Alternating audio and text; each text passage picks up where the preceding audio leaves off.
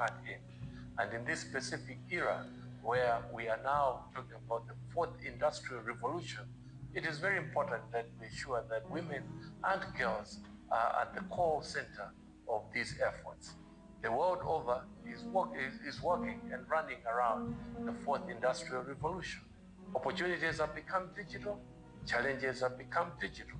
Therefore, it is very important for us to ensure that we create a resilient, digitally safe, as well as a safe Malawi. We cannot do that by leaving women and girls behind. We need to embrace part of that digital world by ensuring that they take part in making Malawi a digitally resilient, Malawi a digitally secure nation. I wish you all the best as you collaborate, as you partner, as you network, and as you engage with one another in this conference. This is not the last, be assured. Next year we'll be back. Hopefully that next year will be bigger than this year. On a lighter note, we have seen a huge number of interest in this year's conference. The numbers have been very, very encouraging, which is showing that there is a lot of potential in ensuring that women and girls are with us as we move towards a digital Malawi, towards a resilient Malawi, towards a cyber-secure Malawi. In closing, allow me to thank all our partners and sponsors that have taken part in ensuring that this conference is a success. To all of you, Macra says thank you, and we hope to see you next year. But the closing of this conference should not mean the end to our efforts to ensuring that we are networking and that we are keeping in touch. Make sure that you enlist on our mailing list on our website so that you can keep up with the updates that Macra is engaging. Thank you very much. May God bless you. May God bless Malawi. Zero.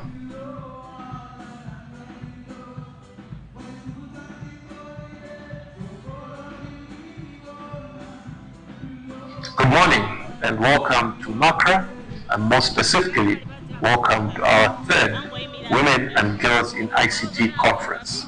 We're very excited to have you attend this conference, both in person as well as virtually. Macra stands to create a space and a landscape that is both friendly as well as encouraging for women and girls to take their leading roles in ensuring that the digitalization efforts that are taking place in this country are both friendly to them, but most importantly, that they are playing a very critical role in ensuring that this country digitally develops. Digital development is an issue that all of us need to take part in. And in this specific era, where we are now talking about the fourth industrial revolution, it is very important that we ensure that good morning once again, ladies and gentlemen. The First Lady is within, and as she walks in, I will request that we all stand, which will be in a few seconds, so let's be on standby.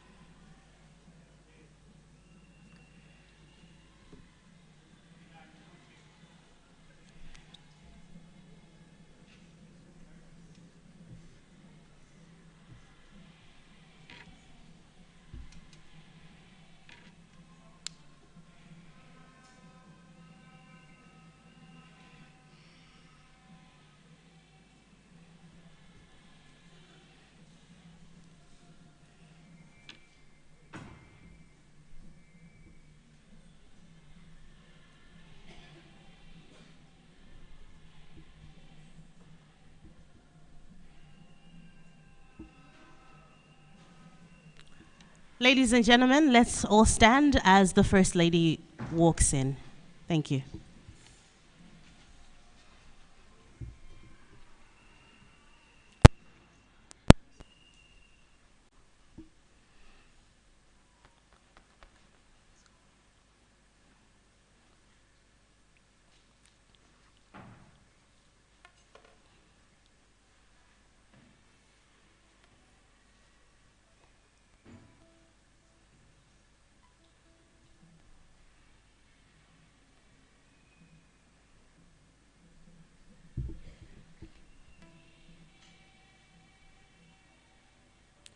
Let us all remain standing for the national anthem.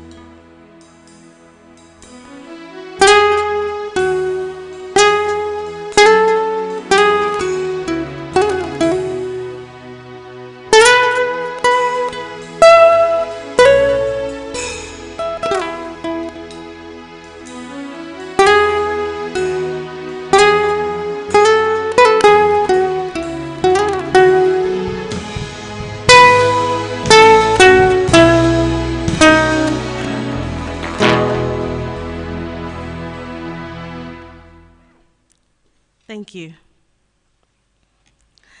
Your Excellency, Madam Monica Chakwera, First Lady of the Republic of Malawi, Honorable Moses Kunkuyu, Minister of Information and Digitalization, Mrs. Bridget Chibwana, Board Chairperson of the Malawi Regulatory Authority, MACRA, and all board members here present. Justice Jean Kaira, Judge of the High Court of Malawi, and all members of the judiciary here present. Your Excellency, Ambassador of the People's Republic of China to Malawi, and all members of the diplomatic corps here present. Miss Princess Kansilyanga, who is the girls' representative, and all the attendees here present. Or government officials here present, all traditional leaders here present, all religious leaders here present, distinguished invited guests, ladies and gentlemen, welcome and good morning. Before we go any further, please allow me to invite up to the podium for an opening prayer, Mr. Zadziko Mankambo.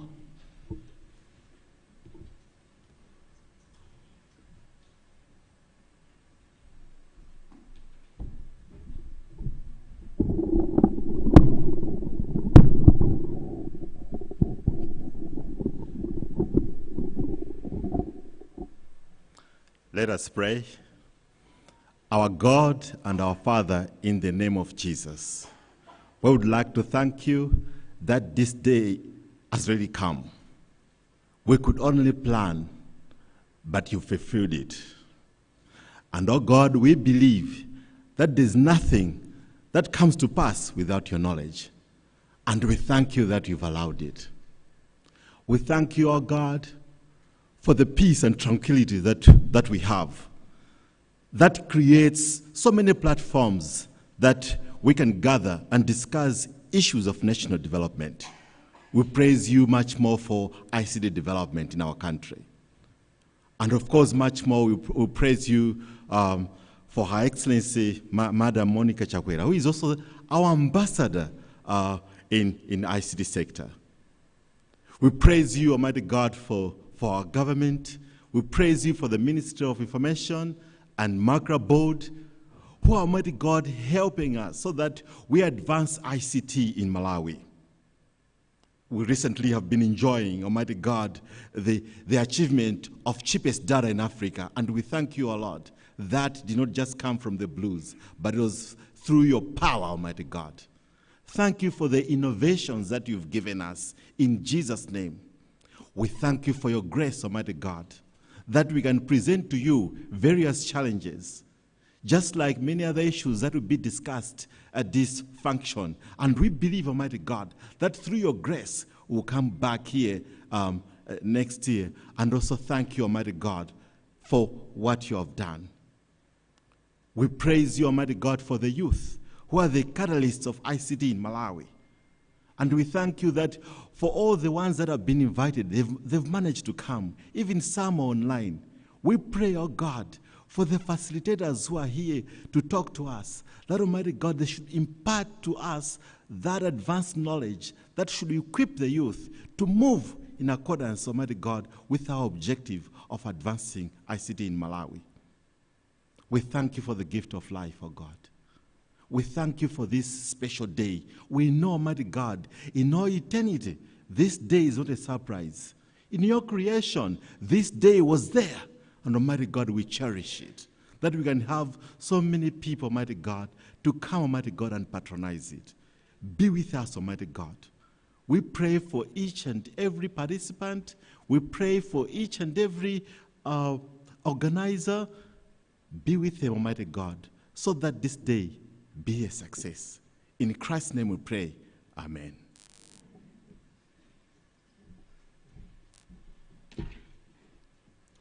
Thank you for that prayer. Your Excellency, once again, allow me to welcome you and everyone in this room for our annual women in cyber security and of course in cyber conference here at the BICC. It is truly an exciting time to see all the young minds back in the room. I must say that it is also exciting to note that Malawi is not only participating in cyber and also the internet, but we are also being a part of contributing. So it's one thing to participate, but it's another to contribute, which is a higher level of participation. So I'm very glad today to see all the young minds that are here, as our theme is She Secures, building a stronger and resilient cyber ecosystem here in Malawi.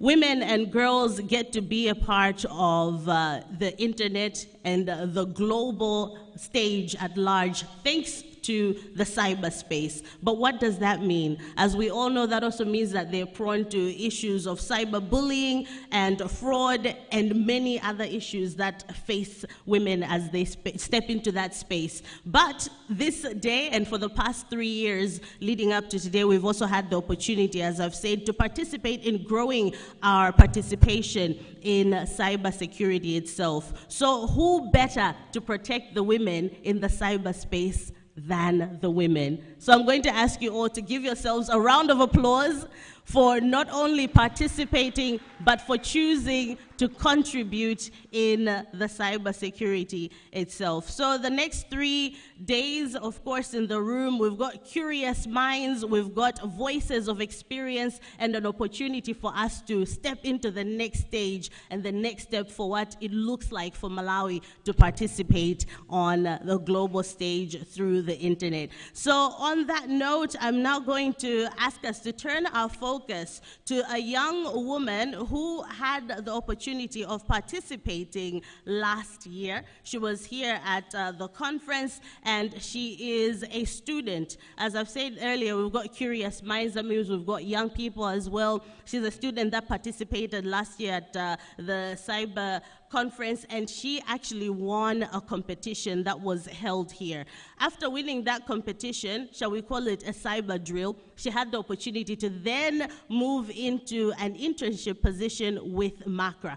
And she's working under the Malawi Computer Emergency Response Team. This is a unit under MACRA that is responsible for coordination and protection of critical information infrastructure, and that is in cyber security. So she's here today to give us a bit of an idea of how it's been the past year and some, and also what her experience has been. Ladies and gentlemen, please welcome to the podium for an inspirational speak and talk here by Miss Princess Kansalanga, who is coming in from MACRA. Please give her a warm welcome as she comes up.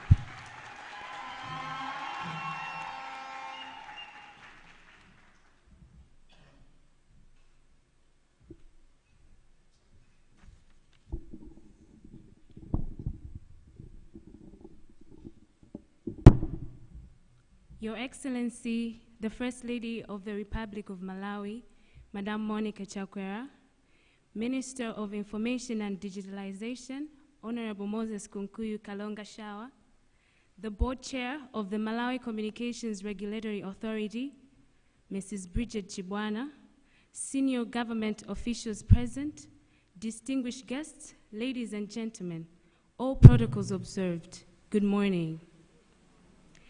Good morning. It is an honor to stand before you at this remarkable gathering. Let me begin by extending my warmest salutations to the First Lady, whose commitment to empowering women in our nation serves as an inspiration to us all. Today, I would like to reflect on the significance of the Women in Cyber conferences. These events are more than just professional gatherings. They are platforms for knowledge sharing, mentorship, and advocacy. Women in Cyber conferences bring together experts, learners, and pioneers and aspiring professionals, all united by the ambition to close gender gaps and encourage diversity in the cybersecurity field. They create a safe space for open dialogue about challenges, unique to women, and foster networks which empower us to reach new heights. Last year holds a special memory for me. I participated in the Women and Girls in Cyber competition, and I recall the nerves, the rigorous problem solving, and the excitement of being around such talented women. Winning that competition was a proud moment, and not just for myself, but as a testament to the hard work of every woman in cyber who is pushing boundaries. The competition was not only about technical excellence, it was about perseverance, collaboration, and the pursuit of innovation in a field that can often feel daunting for women. Reflecting on how this experience has shaped my career, it has been truly transformative. The recognition has opened new doors. I have received mentorship from industry leaders, which gave me invaluable insights into navigating my career path. I have been offered opportunities to contribute to new projects, to speak at conferences like this one, and most importantly, to mentor other young women starting their journey. This impact extends beyond professional growth. It has given me confidence, a sense of belonging, and a renewed purpose to champion diversity in technology. Today, as we embark on this conference, my greatest hope is that we will all harness our collective strength to build a cyber ecosystem that is not only robust, but resilient, able to withstand evolving challenges of our digital age here in Malawi. I am confident that the sessions and interactions we will engage in will provide us with new skills, insights, and connections that will empower us to turn challenges into opportunities.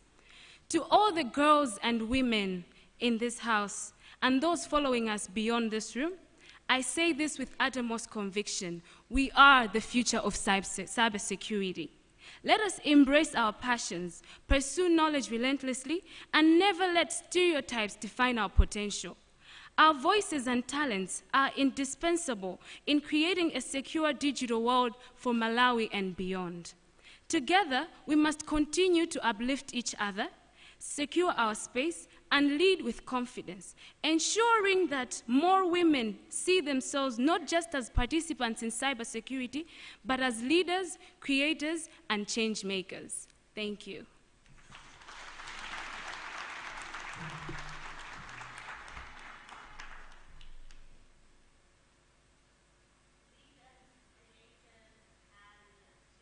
Makers.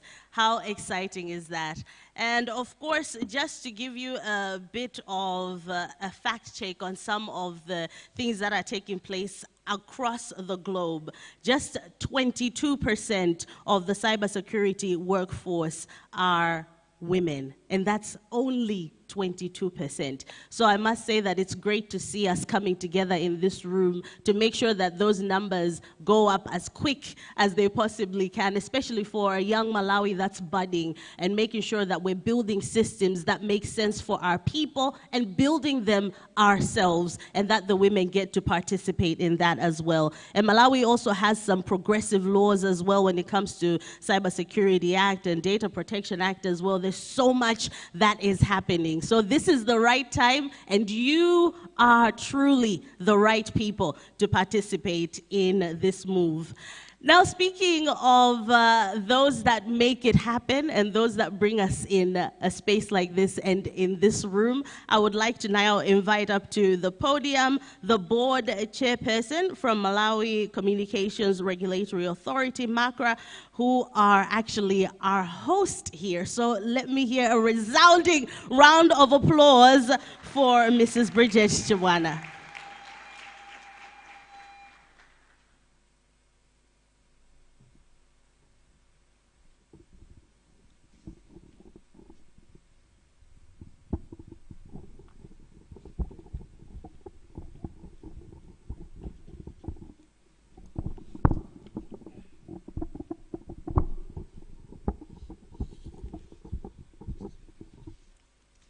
Thank you, Director of Ceremonies.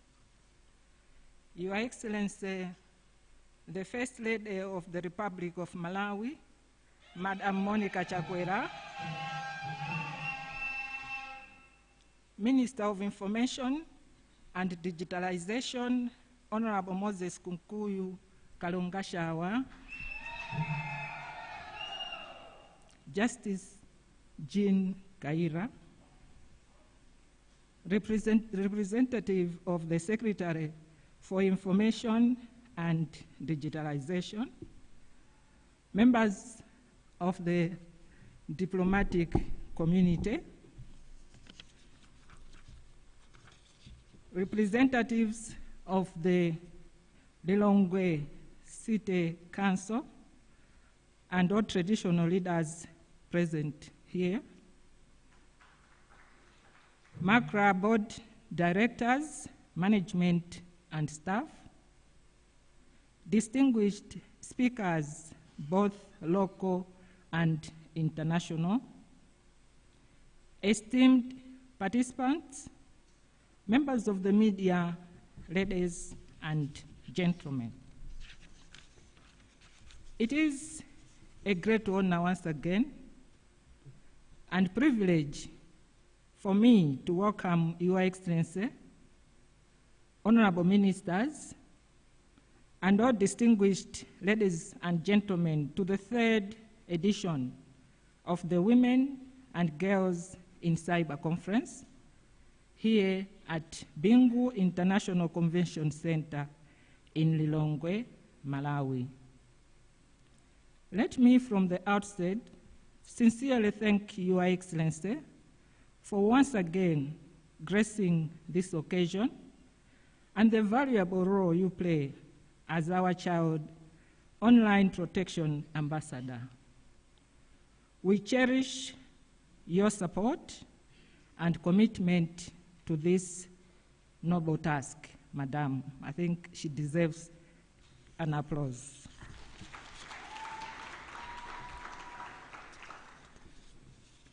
To our international guests and speakers, I, on behalf of MACRA, extend a special welcome to Malawi, the warm heart of Africa. And to my Francophone colleagues, I would like to say, soyez le bienvenu au Malawi. Merci beaucoup pour votre participation. I was welcoming those who speak French to Malawi and thanking them for their participation.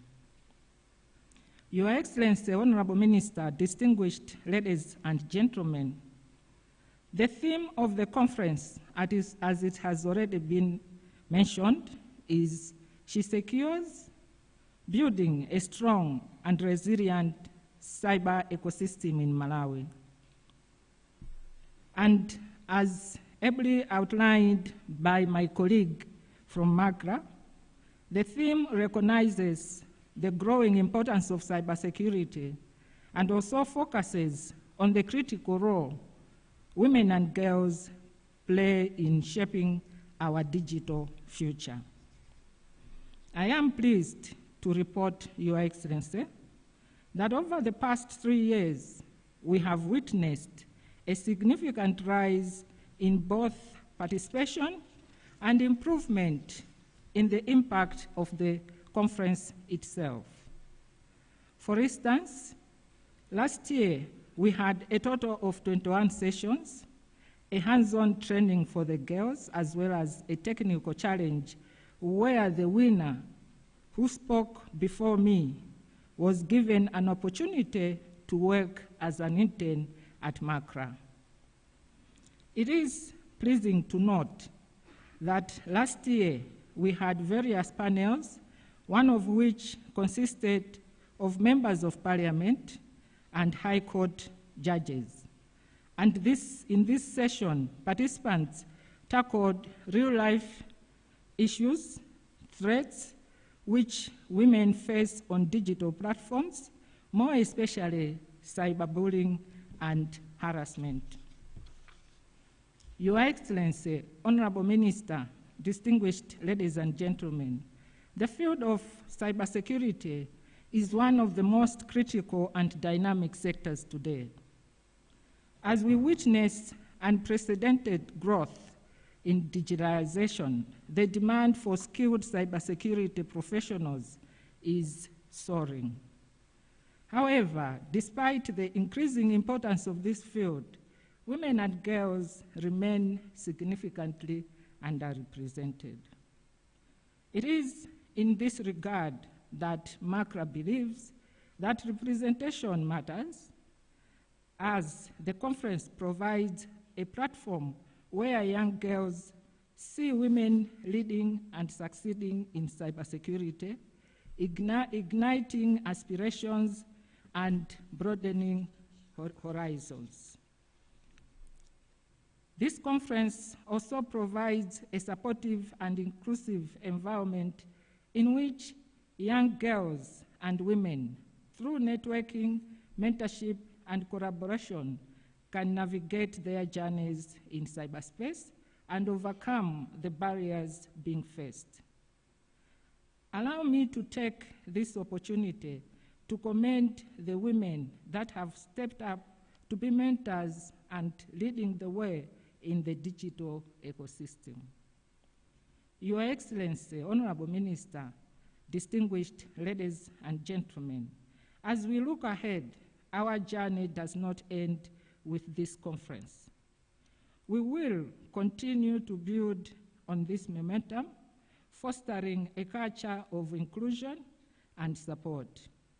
By nurturing the talents of young girls and women, we are not only empowering them, but also strengthening our cybersecurity defenses. In conclusion, I would like to extend my heartfelt gratitude to the organizers, speakers, funders, and participants who have made this conference possible. Your dedication and commitment are truly inspiring. Together, we can pave the way for a future in which women are equally represented and empowered in the cybersecurity industry. Let us embrace this mission with the passion and determination it deserves. By inspiring the next generation and empowering future women cybersecurity professionals, we are not only shaping a more inclusive industry, but also securing a digital future. Your Excellency, let me reiterate in thanking you for coming to this function. I thank you all, God bless us all, and God bless Malawi. Zikomo kwambiri.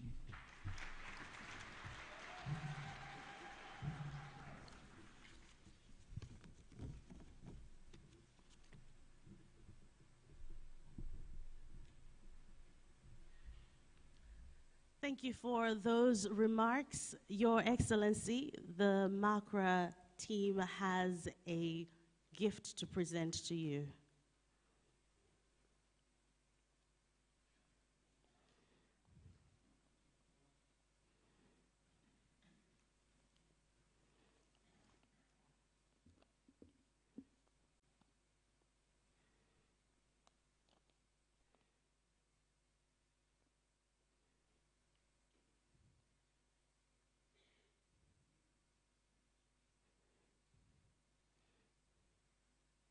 Thank you very much.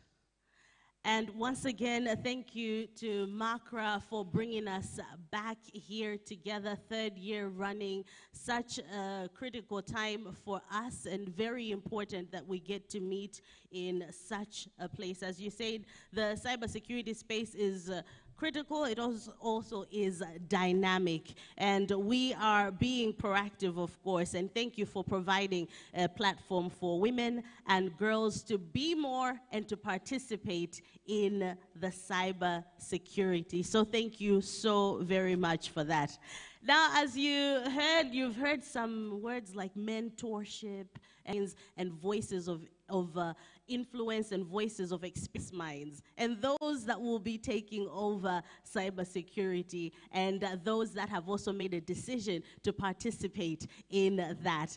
Ladies and gentlemen, please welcome to the stage for a performance first by Lilongwe Girls Secondary School. A round of applause as they join us here on stage.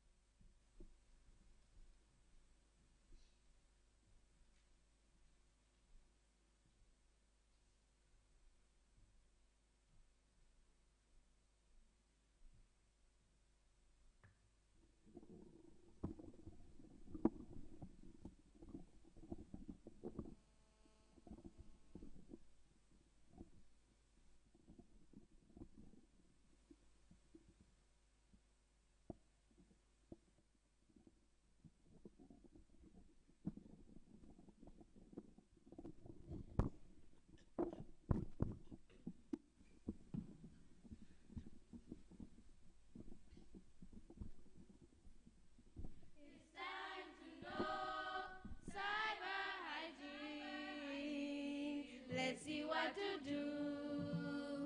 Hand in hand with Makra, we stand a chance to make a better change. It's time to know cyber hygiene. Let's see what to do. Hand in hand with Makra, we stand a chance to make a better change. Be safe on the internet, a decision so correct. Be safe on the internet with cyber hygiene. Be safe on the internet, a decision so correct. Be safe on the internet with cyber hygiene. Oh, oh, oh, oh,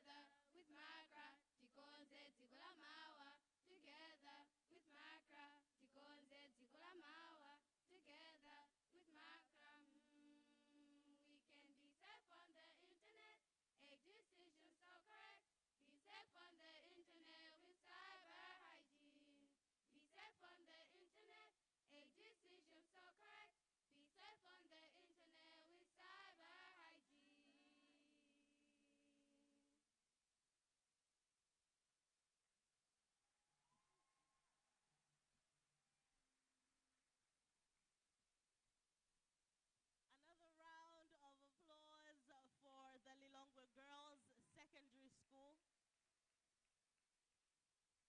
Thank you for taking your time, girls, to write that song and get the vocals together, get that chichewa in there. The English was so good.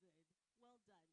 And I think Lulu, he was looking very impressed. So who knows? Maybe you will help produce the music for this one. Say no, yes. Well, talking about Lulu, a man that makes a breakup song sound like something really nice. This one is very talented.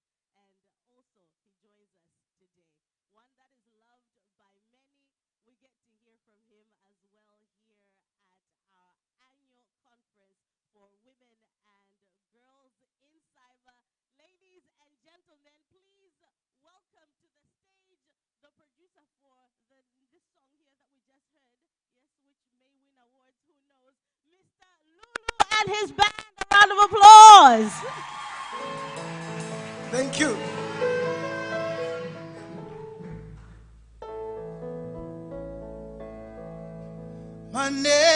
Maneba, kumawalonjela maneba, alindi pindu maneba, azakunyamula pamawa, maneba, mawalonjela maneba, alindi pindu maneba. maneba kumawalonjela maneba alindi pindu maneba azakunyamula pamao maneba kumawalonjela maneba alindi pindu maneba azakunyamula kuvala ndiye utakuvala kubopaka yekete lasti sovala zokulidwa kunja designer wa Malawi kujepa poko poko asisi kafungo ngati sisi sifanta siheke sifanta dikalide samatati la fanta tu siheke sifanta dikalide maneba kumawalonjela maneba alindi pindu maneba atakunyamula pamawa maneba mawalonjela maneba alindi pindu maneba atakunyamula pamawa maneba kumawalonjela maneba alindi pindu maneba atakunyamula pamawa maneba mawalonjela maneba alindi pindu maneba atakunyamula pamawa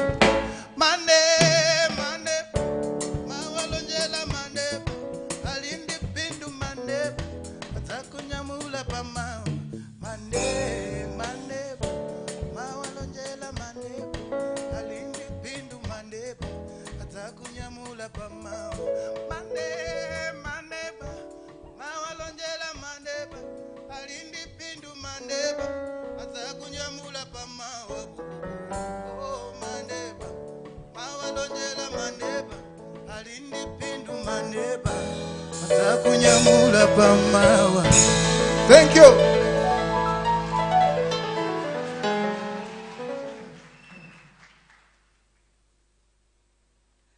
Another round of applause for Lulu.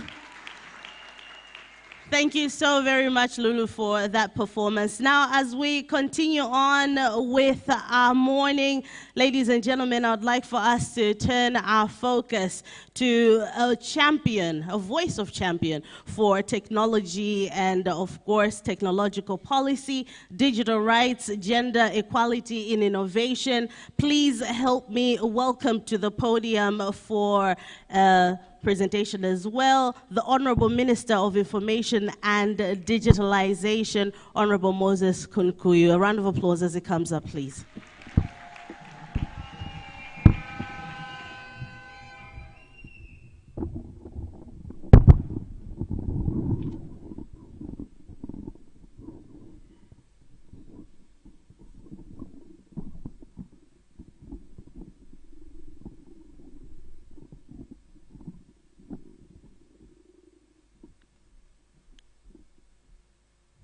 Your Excellency, Madam Monica Chakwera, First Lady of the Republic of Malawi, Makra Board Chairperson, Mrs. Bridget Chibwana, and all directors this morning present here. I've seen Director Alege Nodala Menyani, Director Mara Kawale. Thank you for availing yourselves this morning. Management and staff of Malawi Communications Regulatory Authority, our distinguished speakers, both local and international, present here this morning, Your Excellency, the Chinese Ambassador to Malawi. Allow me also to recognize the presence of Justice Kaira and all members of the judiciary.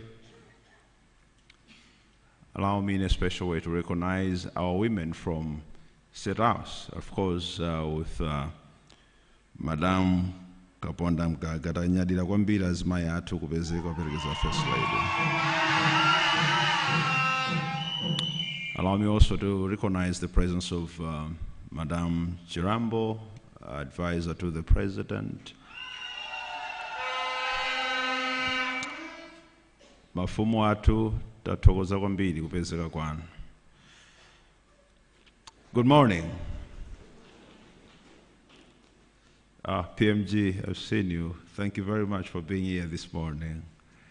Your Excellency, your presence, sitting there, you have managed to tame not just Lulu, but even the audience as well. These people, when Lulu performs, Lulu is not usually in that kind of form. He's electric all the time, and so is the audience.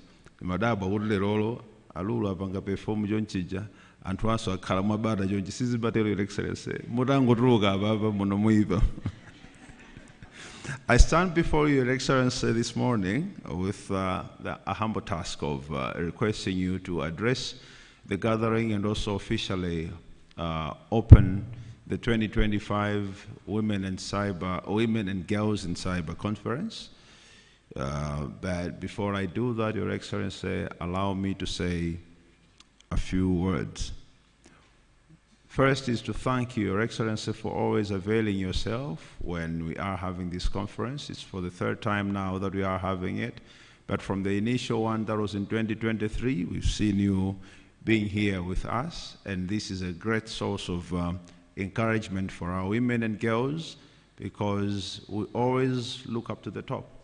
When there is that political will at the top, guiding us, mentoring us, we feel more secure and we feel a great sense of belonging to the whole agenda. So the agenda of women and girls in cybersecurity is becoming more pronounced now with your availability whenever you've been requested to be part of this gathering.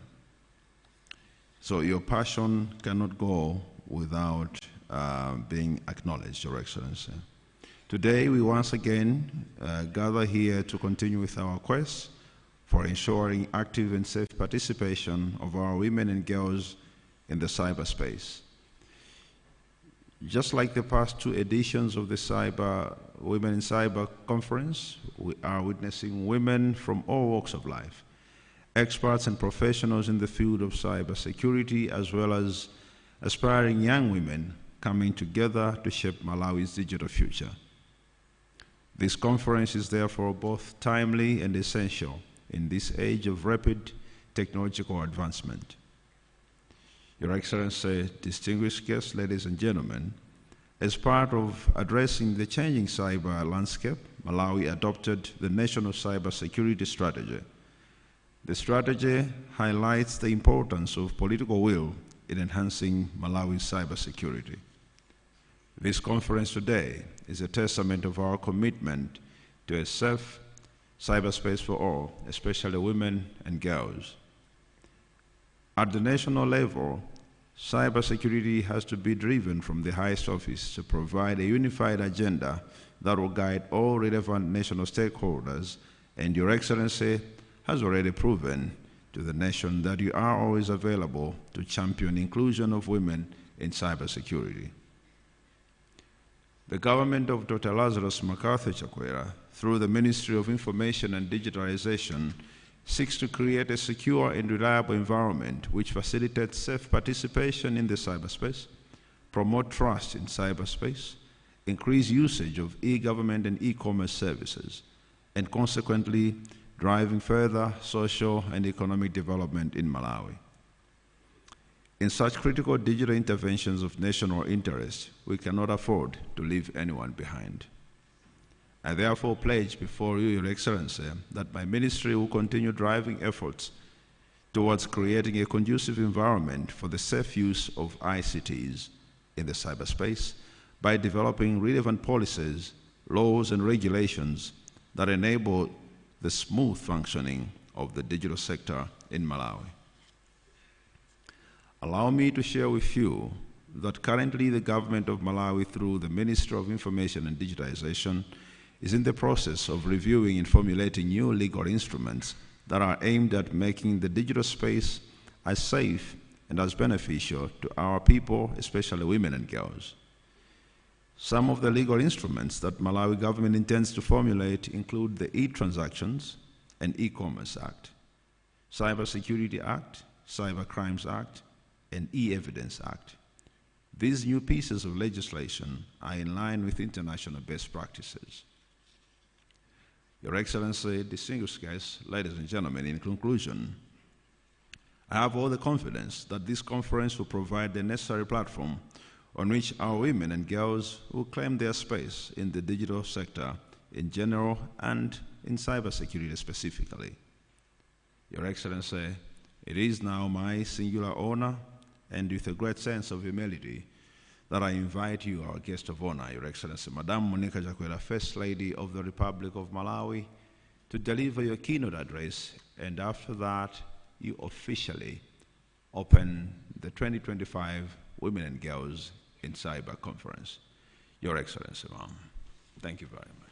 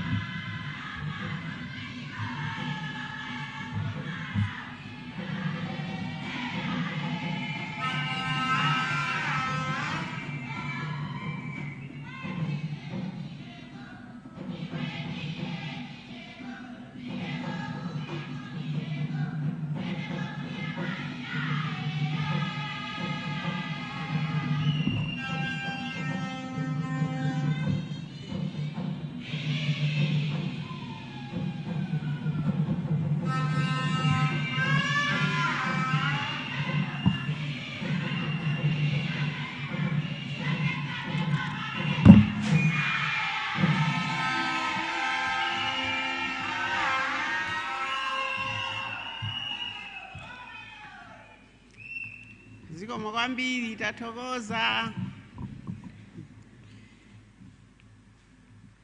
Honorable Moses Kunkuyu, Minister of Information and Digitalization, Mrs. Bridget Chibwana,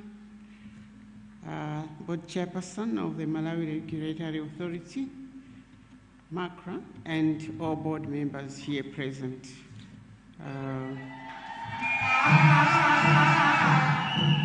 Justice Jean Kaila, Judge of the High Court in Malawi, and all members of the judiciary here present. Your Excellency, Mrs. Lu Q, Ambassador of the People's Republic of China to Malawi, and all members of the diplomatic corps here present. Ms. Princess Kansinanga, Girls Representative, and all the attendants here present, all government officials here present, all traditional leaders here present, all religious leaders here present, distinguished invited guests, ladies and gentlemen, welcome to cyberspace. I was going to say, enough in the Fagura na feso tupunzira nawo pano eti kumbuyo go tugwiriza.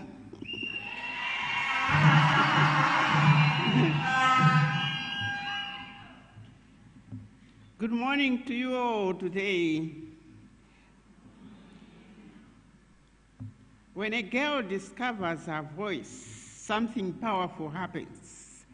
And some of the girls may be quiet, like myself. I'm a very quiet person. Talking is very difficult, but when you go in the cyberspace, it's like you're home, right? For most of the girls, they feel home there. So thank you for providing that space, whoever are busy doing that for them. Because no one is looking at you. When you're being looked at, you feel shy and stuff, but on cyberspace, it's like free bird, right? But that also has its own disadvantages. But thank you for giving them the tools to feel free there. So for one thing, for me, I think learning is what is very important. We learn a lot on the cyberspace. Even things to do with school. In my time, we used to read books. That's how we used to do. But then I think, I'm not sure because I'm not there that often, so I don't know much about what happens there. But I think you are learning more than we used to do in reading books, I think. So we'll take this advantage. So today is not just another day. Today is a declaration that women and girls belong in every room where decisions are made, in every space where innovation happens, every platform where security is built. We belong there. So, girls, go for it. It is with deep joy and grateful heart that I join you at this opening of the third Women and Girls Cyber Conference under the theme, She Secures, Building a Strong and Resilient Cyber Ecosystem in Malawi. You are the builders. It's no longer men building. It's all of us doing it together. So I encourage you to put your heart to it and learn whatever you can learn from here to help you to be safe in that space. You need to be safe because,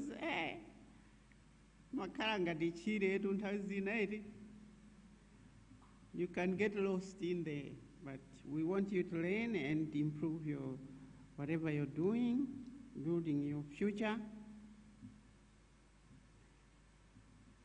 So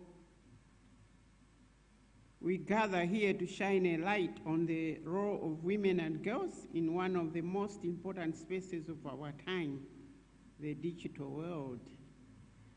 In my days, I remember when we were growing up, we were struggling with calculators, right? But now it's a much wider forest than it was in those days. But help is also there, definitely. I think the leaders know about that. So we'll be, I'm sure even from this conference, you will learn a lot. And in this world, I don't know, maybe because I'm too old, but I think the change is too fast. The change in the cyber world is too fast. Today you learn this, tomorrow it's already out of fashion. It's like, I thought I only learned about this yesterday. But we always have to be on the learning side, on the edge, to learn what is happening, and you can learn even more than we used to in our time. So this technology is what we do now. It's everything that we do now, whether you're struggling on your phone or whatever, but that's how the world is. We just have to tune our brain to say we can learn, especially for what people like us, but for the young girls, that's your world. I'm sure you're home in it, but you also have to be careful because it's a wild. Sometimes it's a wilderness in itself. But learn what can help you. And as we become more connected, we must also become more secure. I think that's why we're here today. Like I said, you can get lost, but we don't need to get lost. We can learn a lot to help us improve, even in school, in whatever we learn. So protection is important, and thank you for doing this for our young girls. For me, I think it's mostly girls. I think boys can take care of themselves, but sometimes it's not true.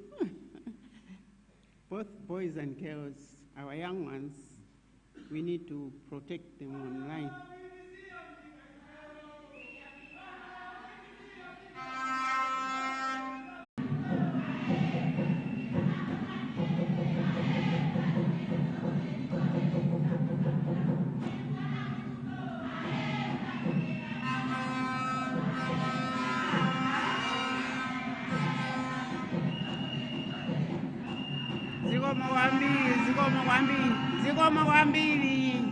Zikomo kwambili.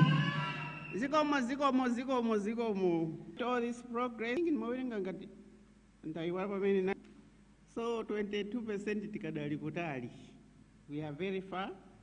Women participation in this world space, because most of things that are happening now, if we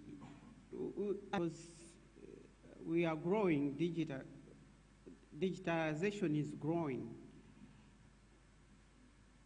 and this growth that is coming, it comes with responsibility to educate and to protect our young ones, and to include, especially for me, especially girls, and to include them.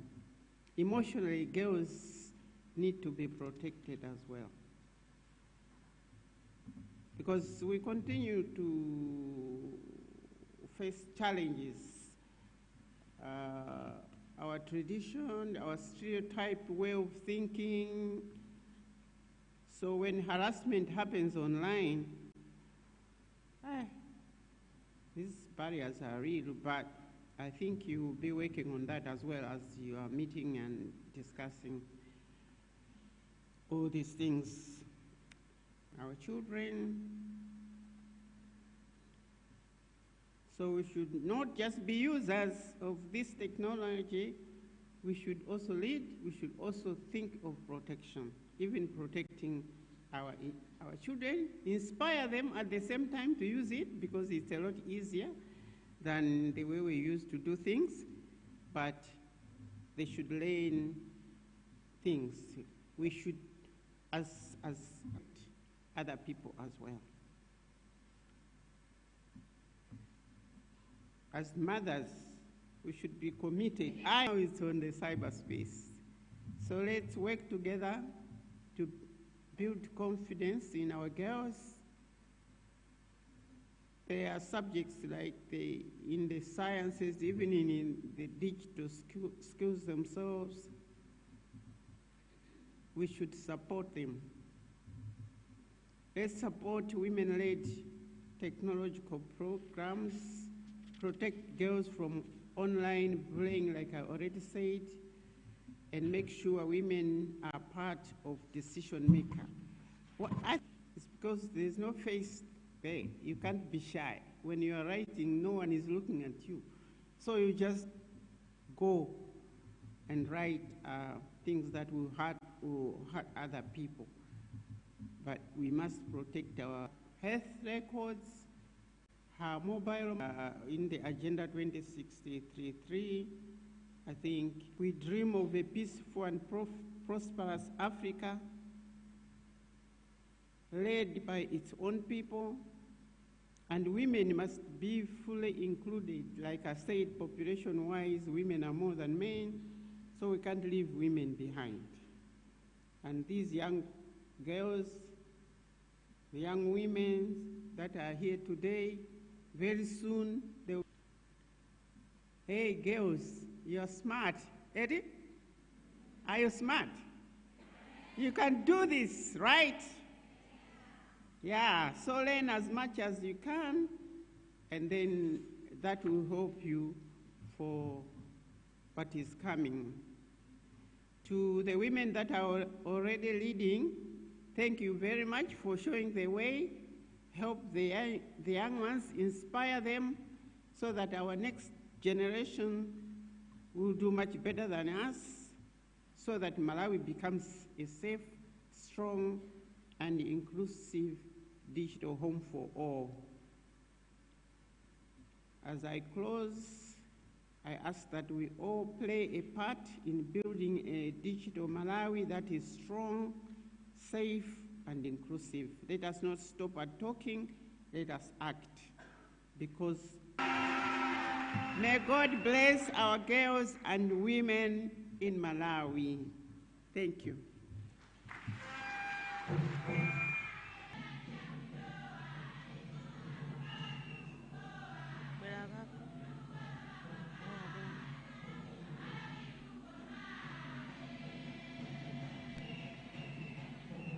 tirelessly also to make sure that the internet and the cyberspace is safe, specifically for children, as that is the work that you are currently doing. Child Protection Ambassador, thank you so very much. Well, we'll have 3 groups that will come up for the photos themselves. Our first is, of course, with the First Lady, the Minister of Information, MACRA Board, and the Executive. Your Excellency, if you may indulge us to come up to the stage for the photos. The next group will head up, so just please be ready to come up on stage, which will be followed by the students from Lilongwe Girls, Likuni Girls, and Nkwichi Secondary School. All of the conference speakers to come on after, and students from Lilongwe Girls, Likuni Girls, and Nkwichi Secondary School.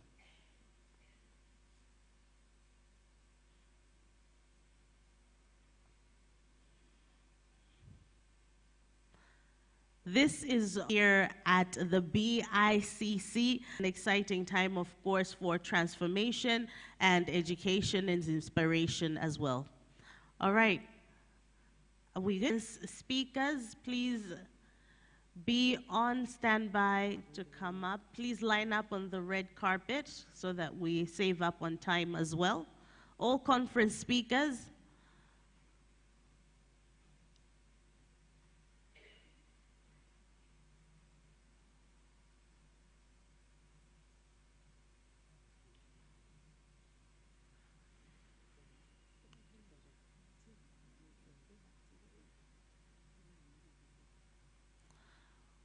thank you. Conference speakers, if you could please head up.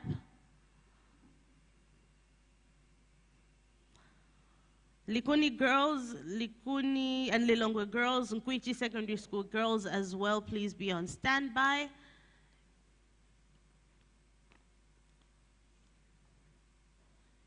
If you two could head off to the red carpet.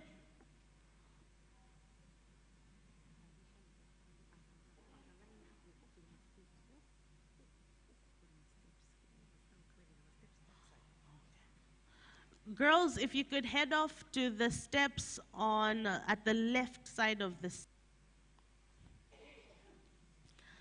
That's Lilongwe Girls, Likuni Girls, and Nkwichi Secondary School.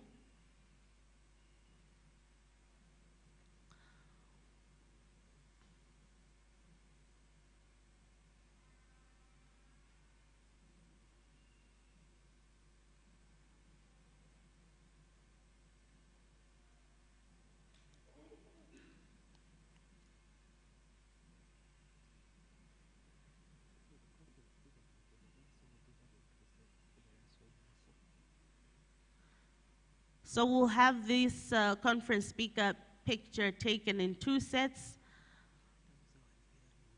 Lilongwe Girls, please wait. Lilongwe Girls, we'll just have the next set of speakers come up on stage. When they exit, you can come up.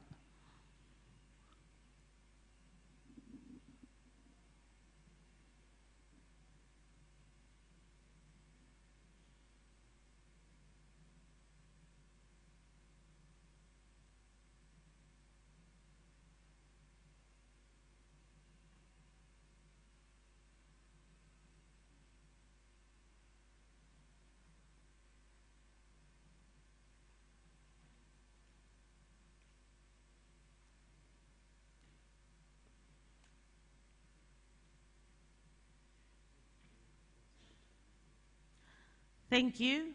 We'll now have the Lilongwe Girls, Likuni Girls, and Nkwichi Girls.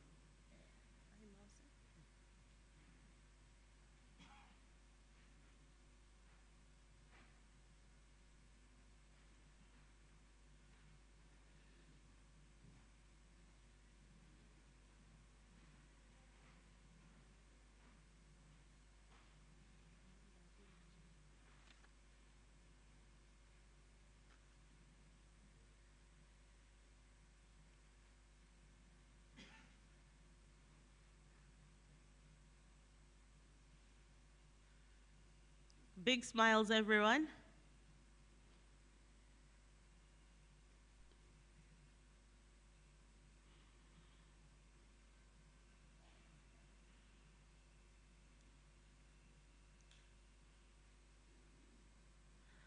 Thank you. We'll now have the next set of students come up on stage.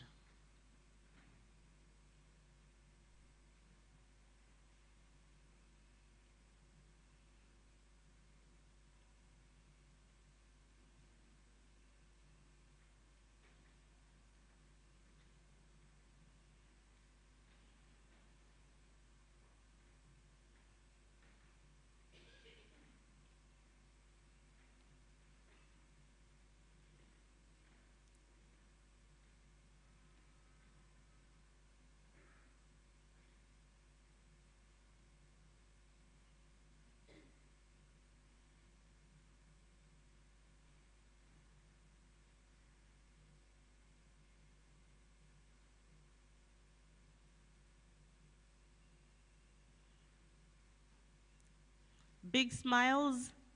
Thank you. Yes, don't be afraid to smile.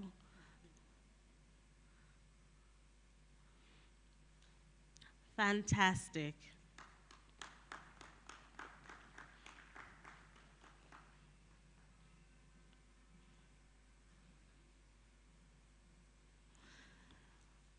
Those are the students coming in from Lilongwe Girls, Likuni Girls, and Nkwichi Secondary School.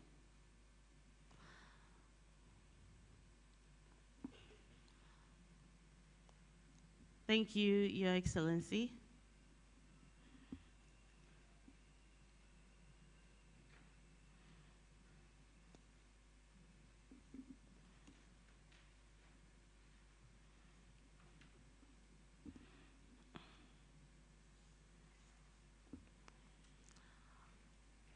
Now, as we come to a close of, yes, please, you may take your seats. As we come to the close of our official opening and, of course, launching into the next 3 days of our time here together, where we will have hands-on training, practical skills development, a showcase also of how vital the role of women in cybersecurity is, career advancement.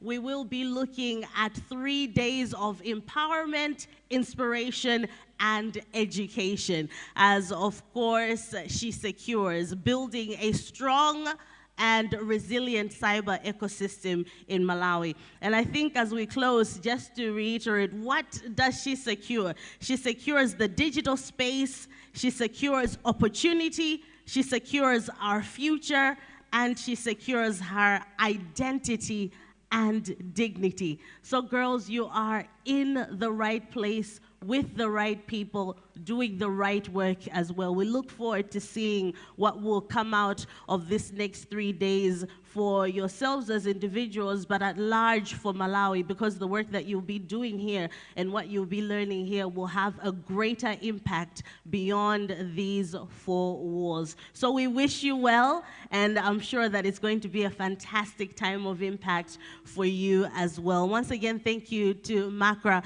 for the work that you're doing. Thank you to the ministry and Your Excellency. Thank you for joining us this morning. My name is Ruth Kulaisi. I'm going to ask that we now stand for our national anthem.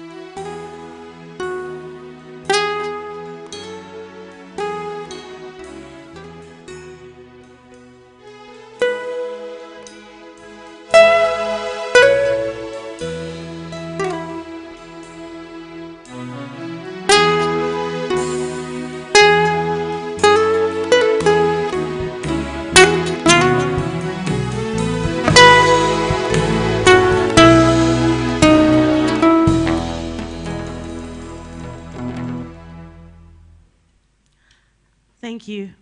Your Excellency, you may take leave when you please. Thank you.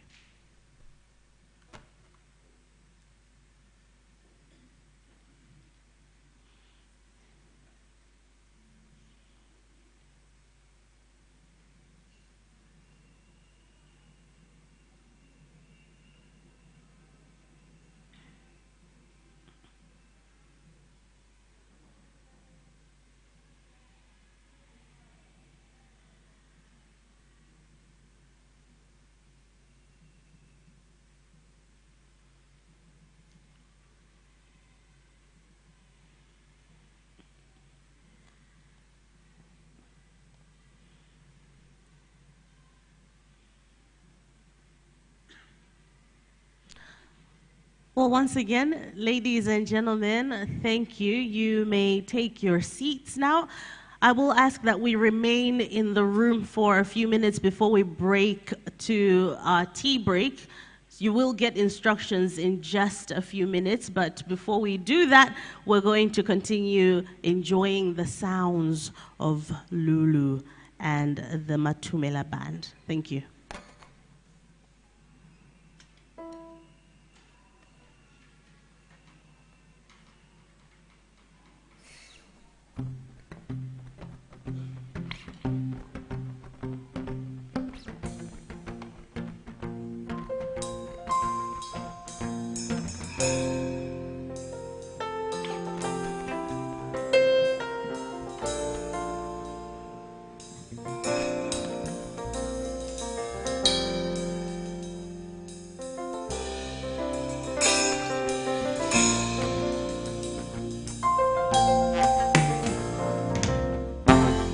Menetinka kumana utapala chidundu timamanga una sonta mene una dilola be sigulo melo dinkati ndiwa wamba ona zaka zikuta dikufuna ndiwa wuza kwanu chakachino watawa be funa uvalevelo mene bundi kondela inajifukwa chake dilena ndakutiwa timba wako ni wachikondi nimanga nawe banja timba wakodeka ebi ndakutiwa kazi pachabuta nimanga nawe banja kalide la konjuma ndakutiwa manga nawe banja mama koleka bebinda kuziwa kazi wa pachabuta manga nawe banja kalile lako mauone kedo yako nintima kusiana mene kuvalila kansumbana poti wena yesa iwendingara weni ukabwela ni makondwa baby kakusoa kanyimbo kote ndiku imbilene ine nikaisa wamba leloli ndakusiwa tima wako ni wachikondi manga nawe banja tima wako deka ebi ndakusiwa kazi pachabuta imanga nawe banja kalide la konjuma yeah.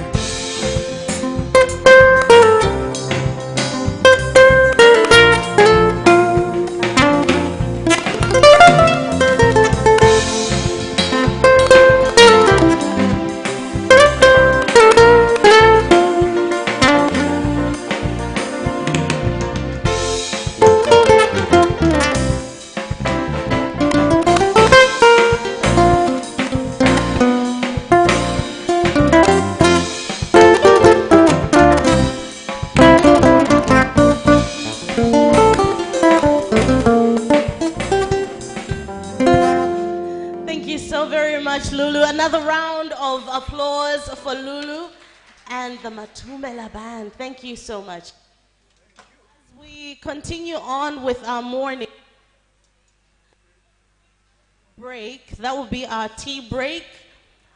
And we are expected back in this room at 11 o'clock. So 11 o'clock, let's be back in here, seated and ready to take on the next session. Let's quickly head out and let's be back 11 o'clock, ladies. 11 o'clock. Thank you.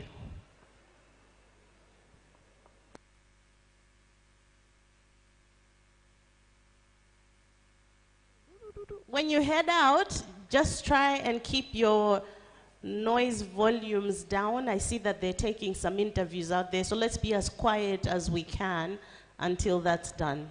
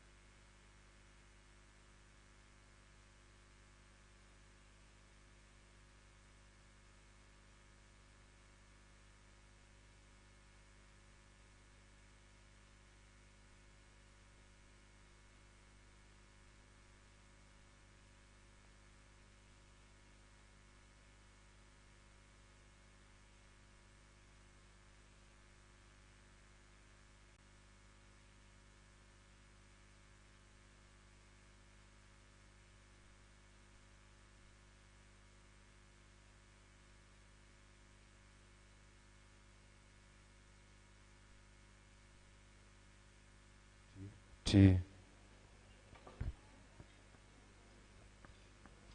Check 1 2 2.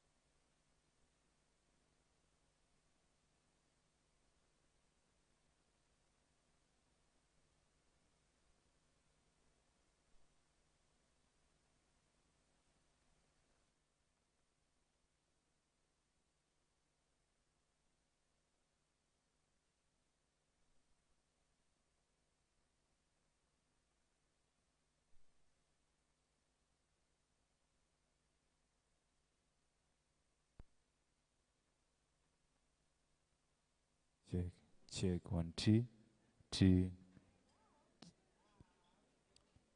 Check, 1, 2.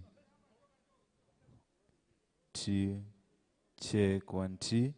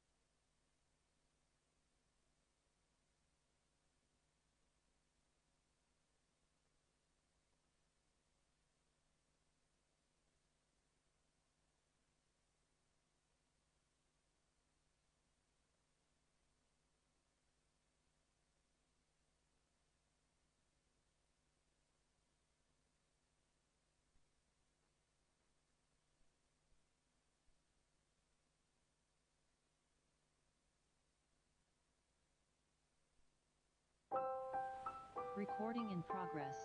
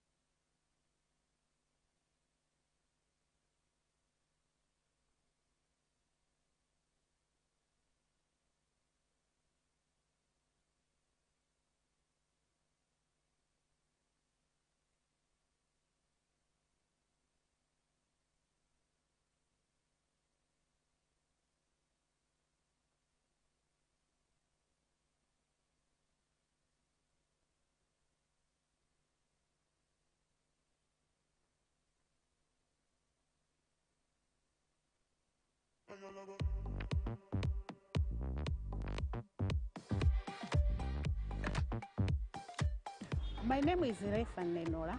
I'm a co-network engineer working with Airtel Malawi. I did my bachelor's degree in electrical engineering in 1999 at the Malawi Polytechnic. My duty at Airtel is to ensure that the core network systems for Airtel Malawi, which provides all these voice services, data services, and even the mobile money, are working perfectly and the customer gets the right services that they need. We ensure that all the systems are connecting to each other and working properly. I did it. You can also do it. I secure with Airtel. She secures with Airtel. Spread the fire never stops.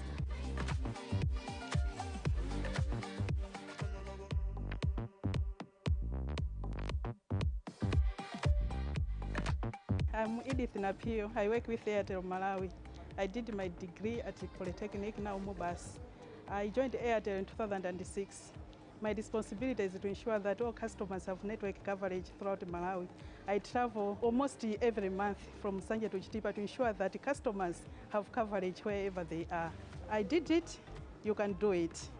I secure with Airtel, she secures with Airtel. Spread the fire never stops.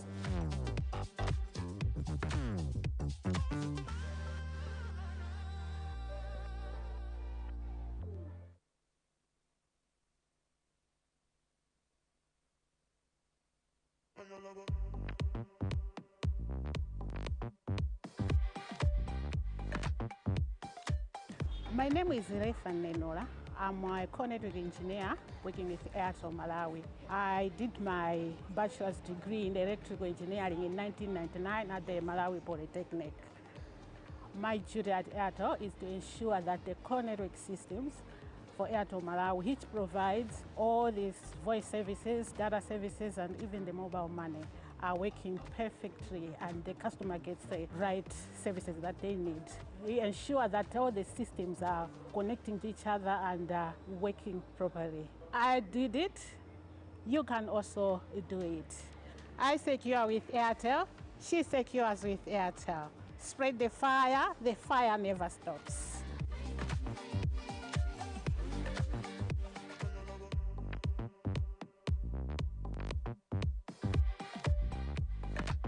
I'm Edith Napio. I work with Airtel Malawi. I did my degree at the Polytechnic, now Mobas. I joined Airtel in 2006. My responsibility is to ensure that all customers have network coverage throughout Malawi. I travel almost every month from Sanje to Chitipa to ensure that customers have coverage wherever they are. I did it, you can do it. I secure with Airtel, she secures with Airtel. Spread the fire never stops.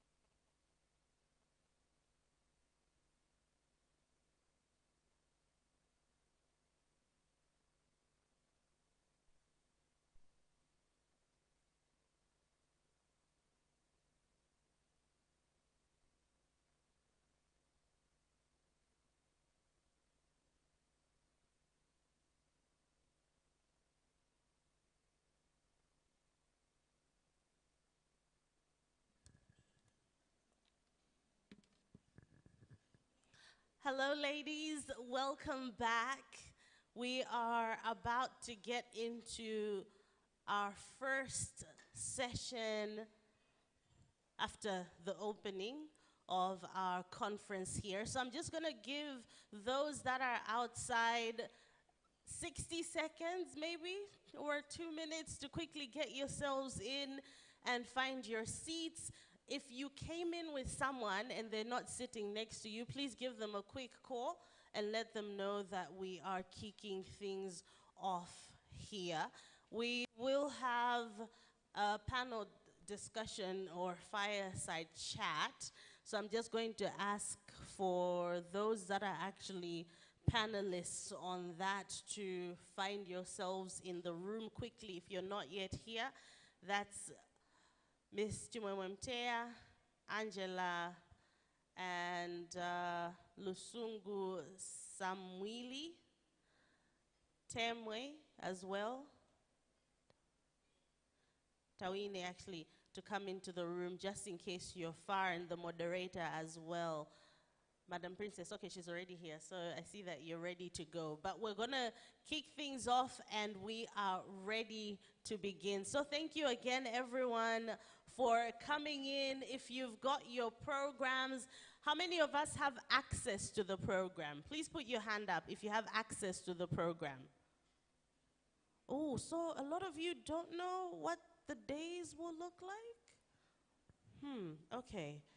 I'm sure we'll get the program to you. For those that are sitting next to someone that has access, please ask them for help. Get yourself the program just so you have an idea of what the next 3 days of your time here looks like. But again, it's going to be an exciting, empowering, inspiring, educational time for us here. We're going to first off have a quick address coming in from the MACRA Director General. He's not in the room this morning, but we do have a video from him. So I'm going to ask that you turn your focus to the screens as we have a look at that coming in from the DG.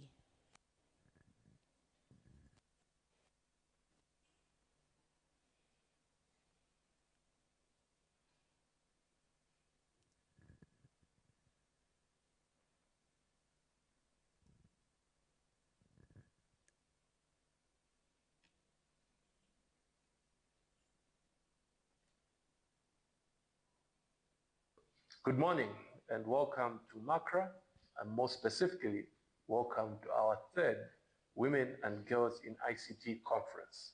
We are very excited to have you attend this conference, both in person as well as virtually.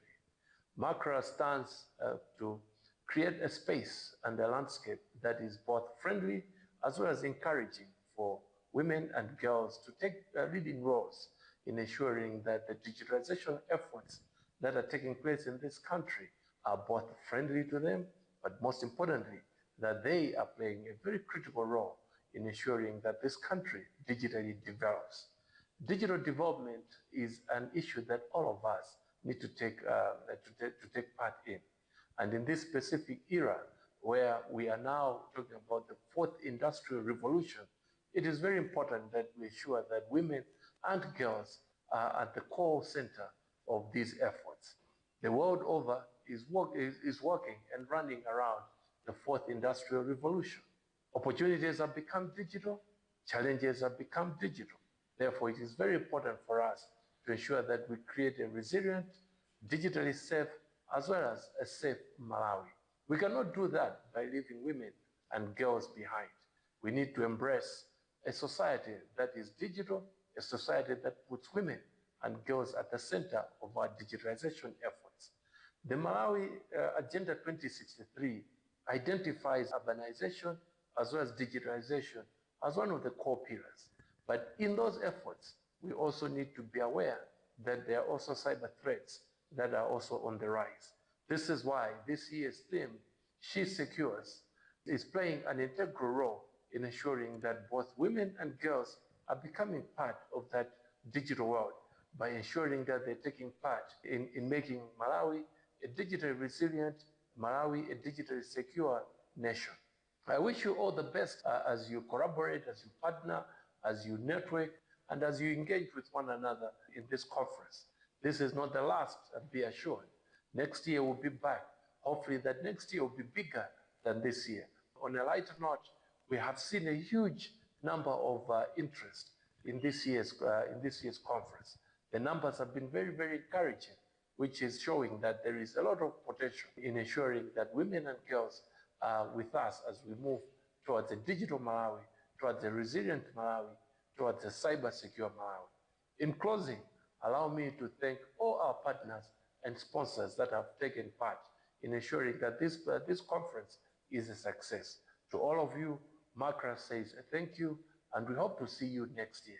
But the closing of this conference should not mean the end to our efforts to ensuring that we are networking and that we are keeping in touch. Make sure that you enlist on our mailing list on our website so that you can keep up with the updates that Makra is engaging. Thank you very much. May God bless you. May God bless Malawi. Ziko. We can do a better round of applause for our host there, yes? Fantastic. Good morning and welcome to Makra, and more specifically, welcome to our third Women and Girls in ICT conference. We are very excited to have you attend this conference, both in person as well as virtually. Sure that we have such Makra a space stands to meet create a space and to have such important conversation.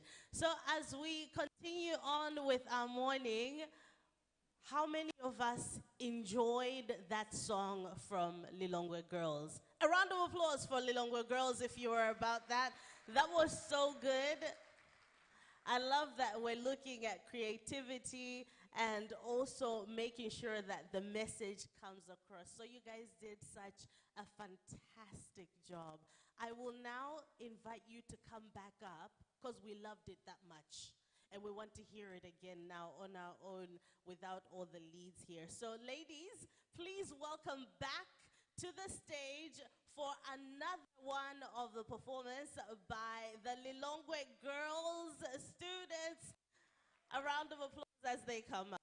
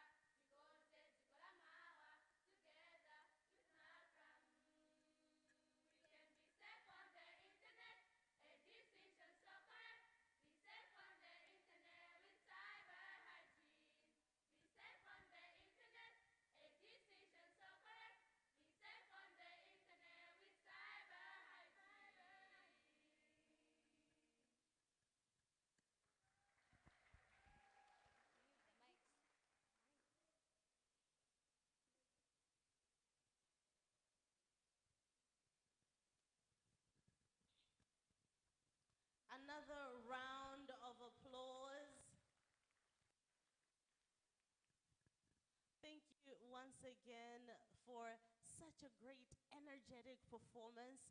We are going to be heading into our panel discussion, and let me quickly say that there's plenty space in the front now. So for those of you that are sitting in the back and would like to have a better seat, please come up. Palibe maina on these ones, so there's no restrictions. Please hurry on up. There's some seats up front. Figure indeed too. This is your space, your conference, your seats also. So come on through. Yes, you can come up to the front row as well. The space on this side as well in the front as there is on this end.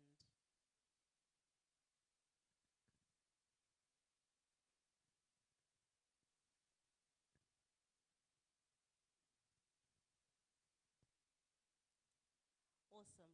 We're setting up, but I did hear that we have a number of people that are coming in from other countries here as well.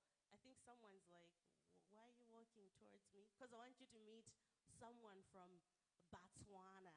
And that's what America, Botswana. Someone from Botswana. Say Botswana. Yeah. Hey, girl. Come on up. A round of applause for Botswana. So we're talking interaction, meeting new people, exposure. So I wanted to quickly introduce herself, and let's figure out what she does. Welcome to Malawi. Okay. Hi, everyone.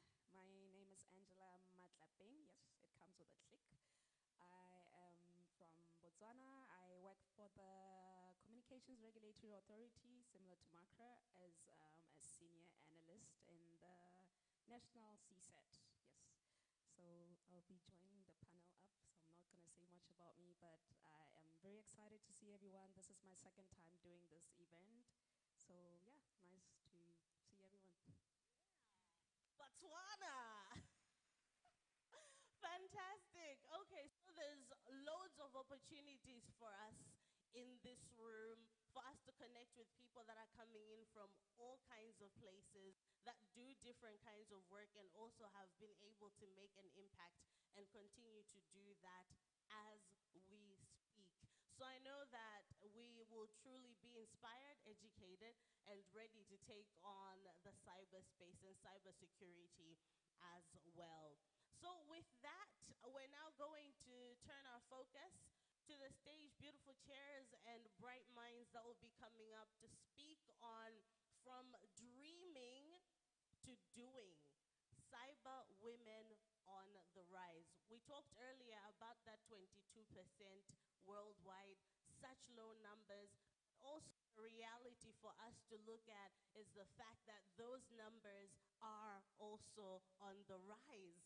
So yes, we'll be looking at cyber women on the rise from dreaming to doing. Our moderator for the Fireside chat is Princess Kansilanga, who spoke earlier today, the competition winner from last year, who has also been interning with MACRA and doing such a great work there as well. So let's welcome her as she comes up to the stage to lead this conversation. A round of applause for Princess.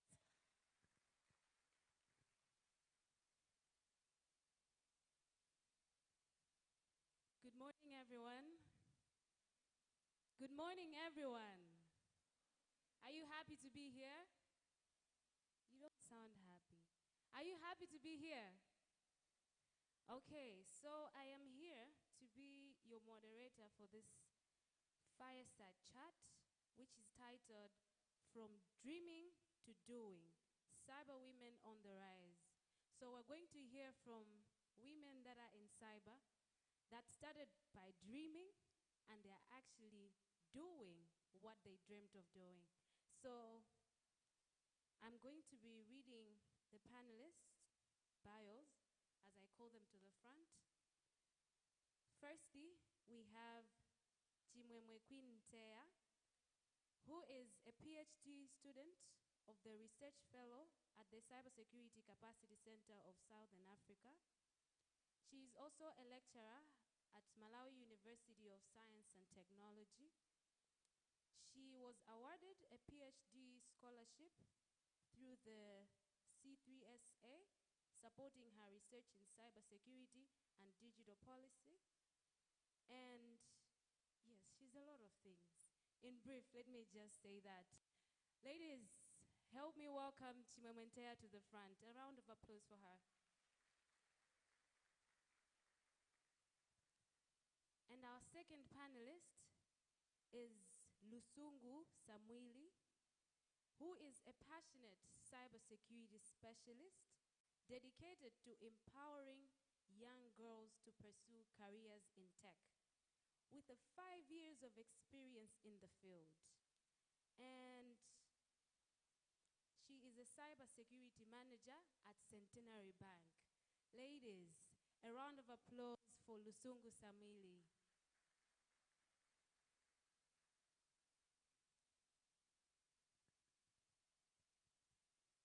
Our next panelist is Angela Mathaping. I hope I've pronounced it well. She is a cybersecurity professional, and currently she's the chairperson of the reputable college in Botswana, Botswana Accountancy College. Help me welcome Angela Mathaping to the front.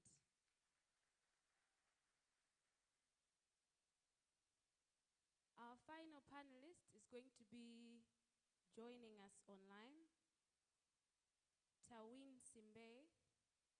Oh, you're here.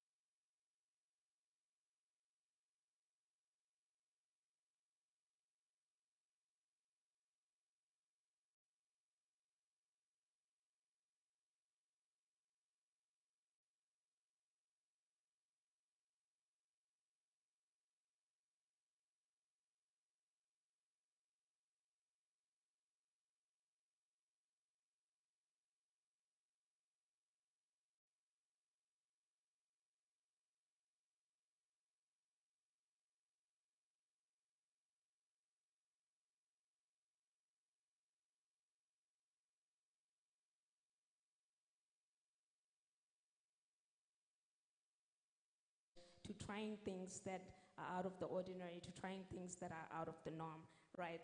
And I would like to take a quote from one of my favorite authors. Her name is Brené Brown, and she defines courage as the willingness to show up and be seen even when you can't control the circumstances. Recording and I in can assure you progress. that's going to be most of the time whenever you try something new and leap out of your comfort zone, like it's been said.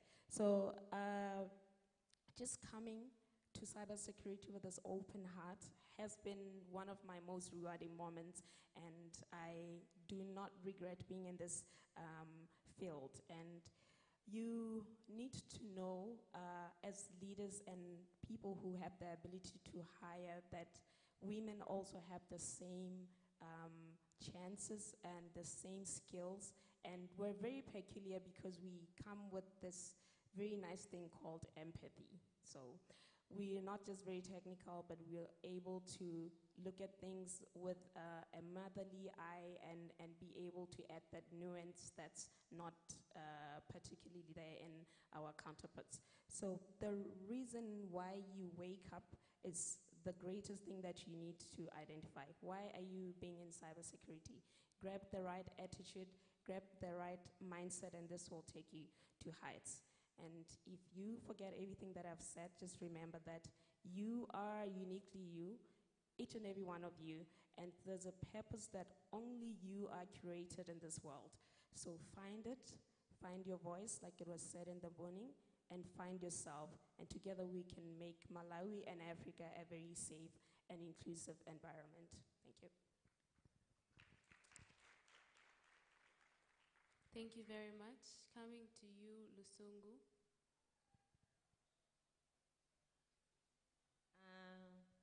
For me, I would like to say something to my young girls, especially, and for those who dropped out of secondary school at some point.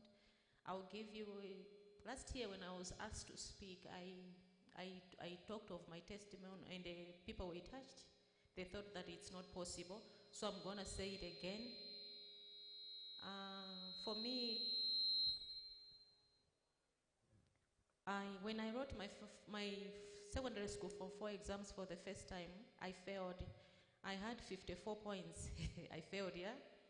I had 9 in maths, 9 in mathematics, in physical science, 8. Even I caused 8, yeah? So I failed, I literally failed. And then I didn't call for the whole 1 year. And then after I'm just wasting my time, and what does my future hold? I had a good relationship with God, and then wisdom in Zabwera. So I went back to school. So Form 3. And surprisingly, I was also surprised myself because I didn't believe in myself, and I didn't know that I had the potential. I ended up getting 15 points from 54. And this time around, remember I said that I had a 9 in maths. Now I have a 1 in maths.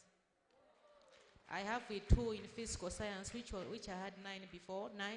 Now it's 2 physical science, 1 mathematics, 1 in Bicc, 3 in English. I do not have pass or fail. I only have credits and distinctions. And I never thought that I can go to the University of Malawi. And when I had, after writing my mock exams, I told myself that I'm going to get between 9 and 10 points. I don't know how I ended up to getting the 15 points. I cried. And then I found myself at the University of Malawi, the Polytechnic. Actually, after I had started seeing myself that, oh, okay, so these things are possible. I wanted to go to College of to do medicine. I wanted to become a doctor. But I thank God because of where He has put me now. I'm where I am because of God's grace, yeah? So I just want to encourage, if there is any girl here who had dropped, even if munakala 4 years without going to school, you can still go back to school. It's not too late. I remember there was this woman, a very old, maybe she was about 50. She also came to repeat. She so Form 3. So it's not too late. You can still go back to school. Look at me where I am now. I went back to school. I went to Polytechnic. I'm here now working as a cybersecurity manager, a field whereby we're just a few of us ladies. So believe in yourself, you can go back to school. Thank you. Wow, that's very inspiring. Moving to you, Tawin, and then we'll finish with Chimwemwe. Thank you. Hello, are you able to hear me? Okay, I just want to encourage, especially the girls. You don't really need to be good in science subjects for you to pursue a career in cybersecurity. What you really need is to have the passion to do it. For me, when I was in secondary school, I was not very good in science subjects. Actually, when I finished secondary school, I wanted to do journalism, but then I changed my mind and then ventured into the science field. So you don't really need to you need to work hard, but you don't really need to be good in sciences, because some people, they feel discouraged, like, oh, I'm not passing in science subjects, so it's not possible for me to do cybersecurity. No, you just need to have the passion of being in the field. And once you start, that's where you'll be able to learn. And also, you don't really need to know how to code. You don't really need to know how to program, like to write a code. You don't need to be an expert in programming. You don't need to be an expert in artificial intelligence. But once you enter the cybersecurity field, that's when you are able to learn and be trained. Right now, there are so many organizations that are training women in cybersecurity. Like I gave an example of Women in Cybersecurity USA. They are able to train you. As I speak right now, even myself, I never imagined when I joined the Women in Cybersecurity, I didn't imagine that I would be one of the top performers in their program. So you don't really need to see where you're coming from, like, oh, I'm coming from Malawi, where we don't have enough technology services, where we don't have, like, the internet is slow and all that. No, you don't have to look down on yourself because of the environment that you are in. But you just need to be passionate about what you want. And then from there, you will meet the right people that will be able to train you in the field that you want, that is in cybersecurity. So that's what I can say. Thank you.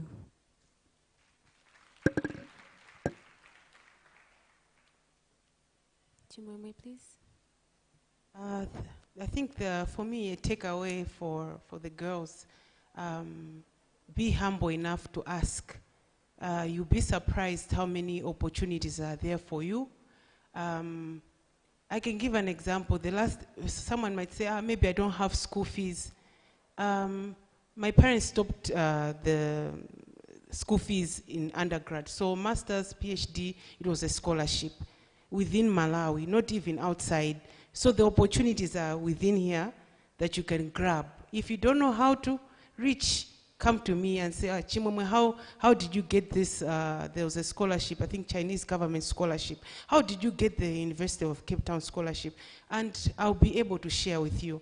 But if you don't ask, you will not get the opportunities. Other people within these institutions are getting opportunities out there, and they're making it big in life. I think I'll give an example. After I got the master scholarship, 2 or 3 students, girls, I think, came to me.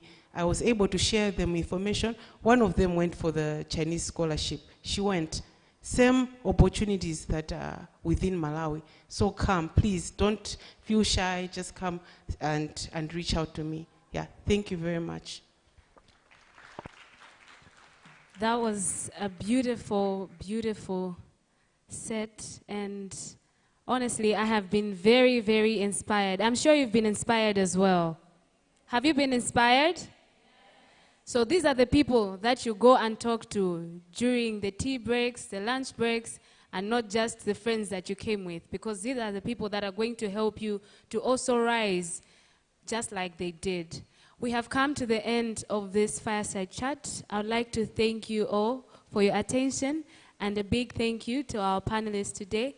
A round of applause for them as they go back to their seats.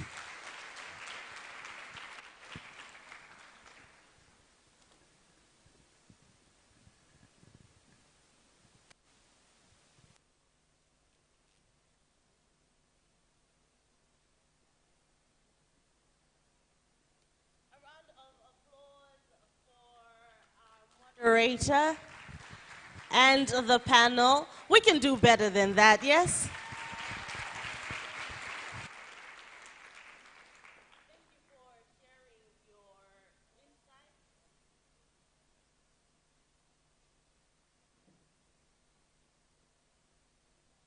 Thank you for sharing your insights, invaluable insights from your experiences. We truly appreciate that. I know that sometimes we may want to meet someone like you and hear from someone like you, but where are we going to meet you? So we thank you for sharing and for speaking on all of those issues. Now, as we continue on, we are going to jump into women and girls in tech, innovations by young women. Innovations by young women. This is going to be presented by Her for Tech representatives that are in the room, and they're going to come up to give us this showcase on women and girls in tech, innovations by young women. A round of applause for the reps from Her for Tech as they come on up.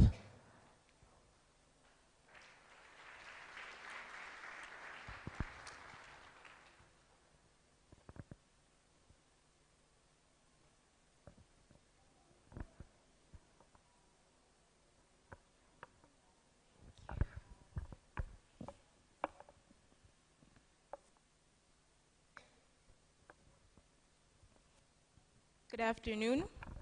My name is Damika Kaponda. I am a computing graduate from National College of Information and Communication Technology and an aspiring software developer passionate about building solutions that matter. And I'm here with Half4Tech as an ambassador. We all know that, like many other countries, Malawi has gone digital. We've heard that sentence so many times today. I'm sure we've heard it from almost every speaker that came up here. We also heard it from the director who spoke up here. About 18% of Malawi uses the internet. It might seem like a small amount, but then it's growing year after year. From using mobile money platforms to social media to being able to learn online without leaving your home. In 2020 alone, we saw 1.1 billion digital financial transactions in Malawi. That is a lot, if I'm to say myself. But with all this growth comes serious risk. For example, according to MACRA, in 2021, approximately 120 million was lost monthly to fraud. And it's just as fraud, it's cyberbullying. We're seeing a lot of young women online who are passionate about being influencers, and all of a sudden they disappear because somebody decided to spread nonsense about them online. What's even more worrying is about over 60% of the victims never get the support they need. There was a study that was actually done in Garonga by a student who saw that there are many people who seek the need to be helped when they've faced cyber violence but never have access to it, or if they try to reach out, they end up not getting the help in the end. So what do we need? We need more than just a post. We need more than just campaigns. We need a safe place where people can report themselves, be it in English or Chichewa, because here we're all Malawians, we don't all speak English, so we have to cater to everybody. Cyber crimes are easy to do if you don't know. There are even tutorials online, companies whose main focus is to just commit cyber crimes. There's somebody out there who's working, whose job is to commit fraud to someone. So what do I bring to you? To you, I bring CyberSafe Malawi. I was supposed to be presenting it myself, but due to technical difficulties, I'm going to have somebody from the tech. So, have you seen how clear and easy this web application I've brought to you? This is a prototype of something that could be used here in Malawi. You don't even need to be somebody who's very technical to understand.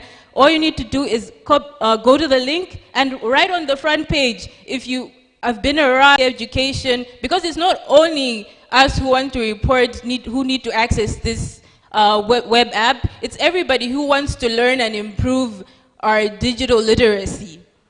So when we go to the next page, the report page, so there are three main ways of quick report. This is a report that is done if you want to be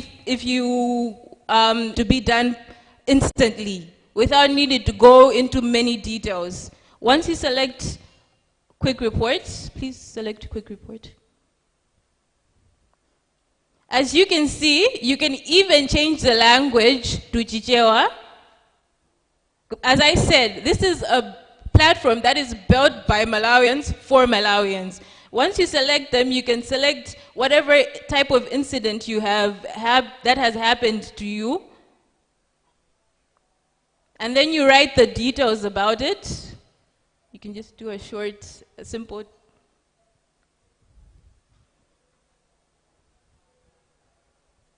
And then as you scroll down, you can select whether to do it anonymously or you want to add your details. Why we chose to add the anonymous, you being able to submit anonymously, there's some times where we have friends who have had the cyber crimes happen to them, but they are too afraid to report such incidences. So you, on behalf of your friend as well, you can report it, or even you as a user who's afraid for people to know that a crime has been committed to you, you can submit it anonymously. And once you press submit,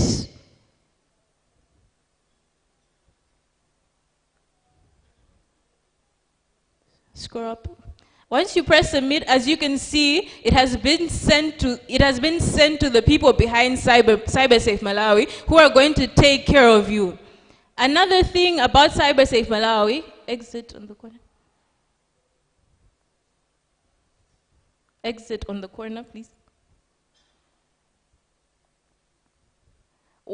Another thing about CyberSafe Malawi is that it is there to teach you about your digital literacy. When you go to the Learn page,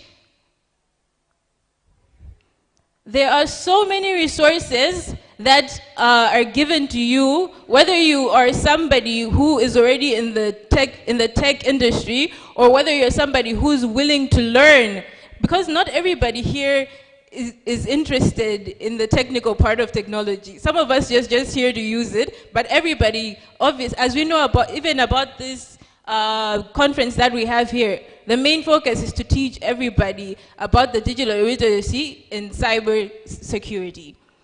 Another thing about CyberSafe Malawi is that you can also seek support from real industries. Yes, real industry. One of the things that we wanted to have is partnership with legal institutions, technical institutions, mental health institutions, that through this platform, you can be able to connect with them, because most of the time we think about where am I going to start from, where am I going to start looking for a legal institution, where am I going to start looking for a forensic institution that's going to help me figure out my situation. On this page, you're able to connect with, you can either get their contacts, or if you scroll up a little, you're able to connect with partners that we have who are, scroll up please. You're able to connect, for example, if you were to press report, sorry, please scroll down. There, yeah.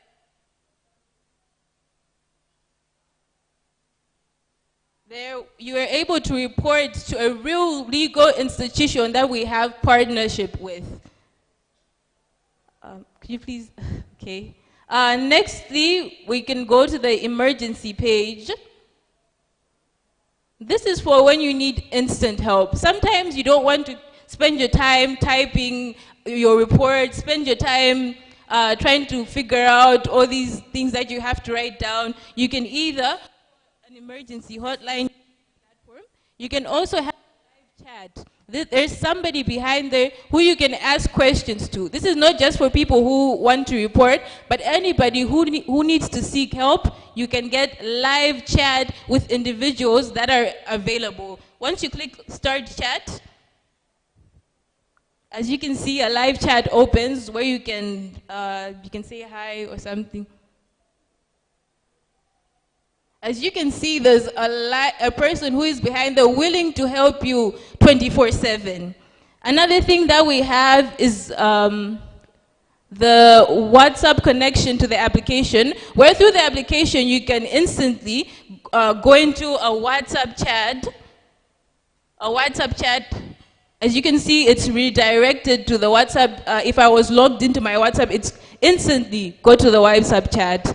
So what I'm saying here is that CyberSafe is a platform that is there built by Malawians for Malawians, where we want everybody to have access to reporting crimes by themselves. We know that there are many situations where people go to either to the police and it takes time for them to even get feedback. But then you can do it by yourself on a platform that is simple to use, easy to understand, easy to use, even though we might have some technical difficulties.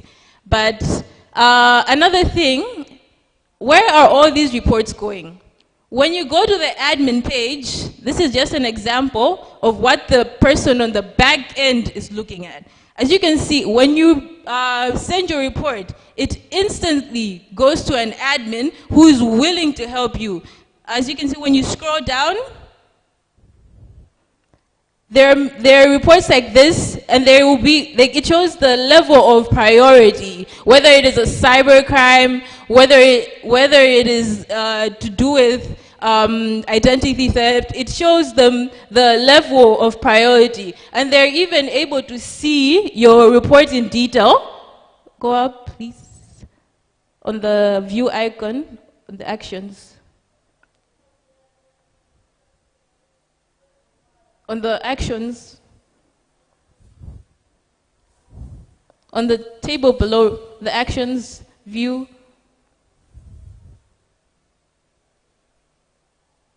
they're able to see in detail your report, and they'll be able, with this, they can either give it to the police, because it's not just CyberSafe Malawi that will be involved. As we said, there'll be partnerships with many legal institutions, with any forensic institutions that will be willing to help you as an individual. Thank you for listening to my presentation. Now I'll allow my colleague to speak on her innovation. Ladies and gentlemen, so by my colleague, and my name is Leonora Mahada. I'm an innovator, a developer, and somebody who's so passionate about cybersecurity, and I'm an ambassador for Health for Take.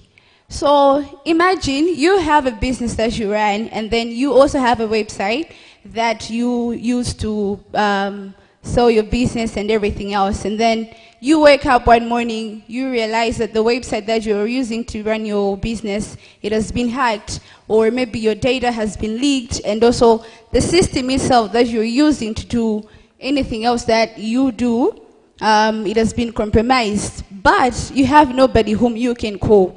You have nobody whom you can actually report to. So we do have some incidences that we face. For example, those who are in universities, you can actually relate with me. We do have students' portals. So let's say that student portal has been hacked, and then you find out that the results are not being able to portray. You have the pressure, but whom can you report that to for them to actually assist you in actually resolving that thread or that bug that has been found in that system itself? So this is because we do not have platforms here in Malawi whereby we can actually report the bugs or the threats that we face when we're trying to run our website or whatever platform that you have, or to actually secure your data. So these are not just scenarios that, these are not just stories that are made up. These are real life scenarios that we face in Malawi.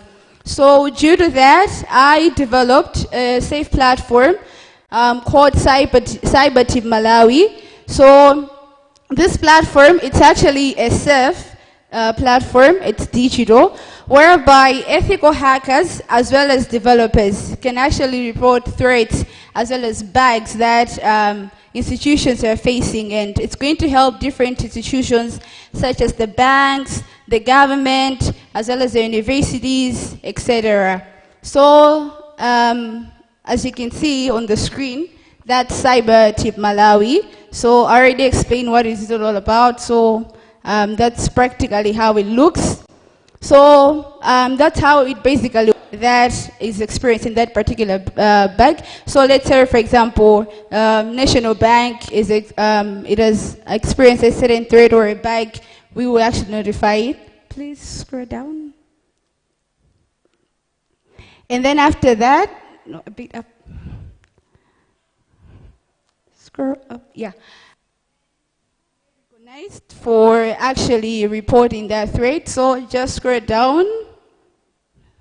So that's practically it. So let's say, for example, you're running a business and then you actually want to report the bug that you have experienced or the threat that you have experienced. Please click on the reported bug. Yeah, there. So scroll.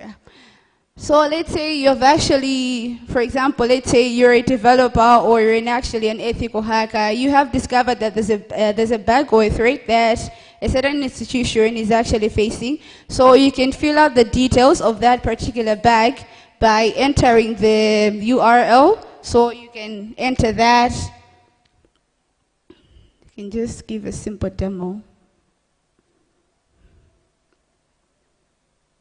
Yeah, and then you can choose the type of the bug that you have experienced with that particular institution. And then you can actually just describe, like, what is it all about? So you can just write anything there.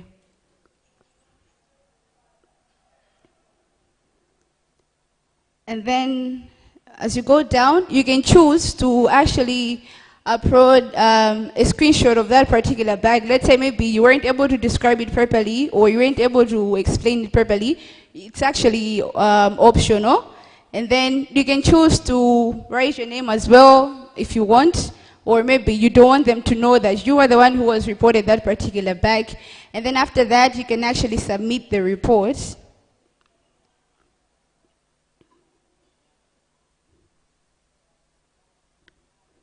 Okay. Okay, that's fine. So after that, you can actually go on the view reports. Yeah, so on that section, you can actually check the reports that have actually been recently like reported. So you can see on that section, we have the SQL injections, and then it will try to tell you some of the things that were there. You can view the details. So, yeah, so that's practically one of the reports that were there. So that was to do with Malawi Bank. So yeah, that's practically it. And then go back. No, back on view reports.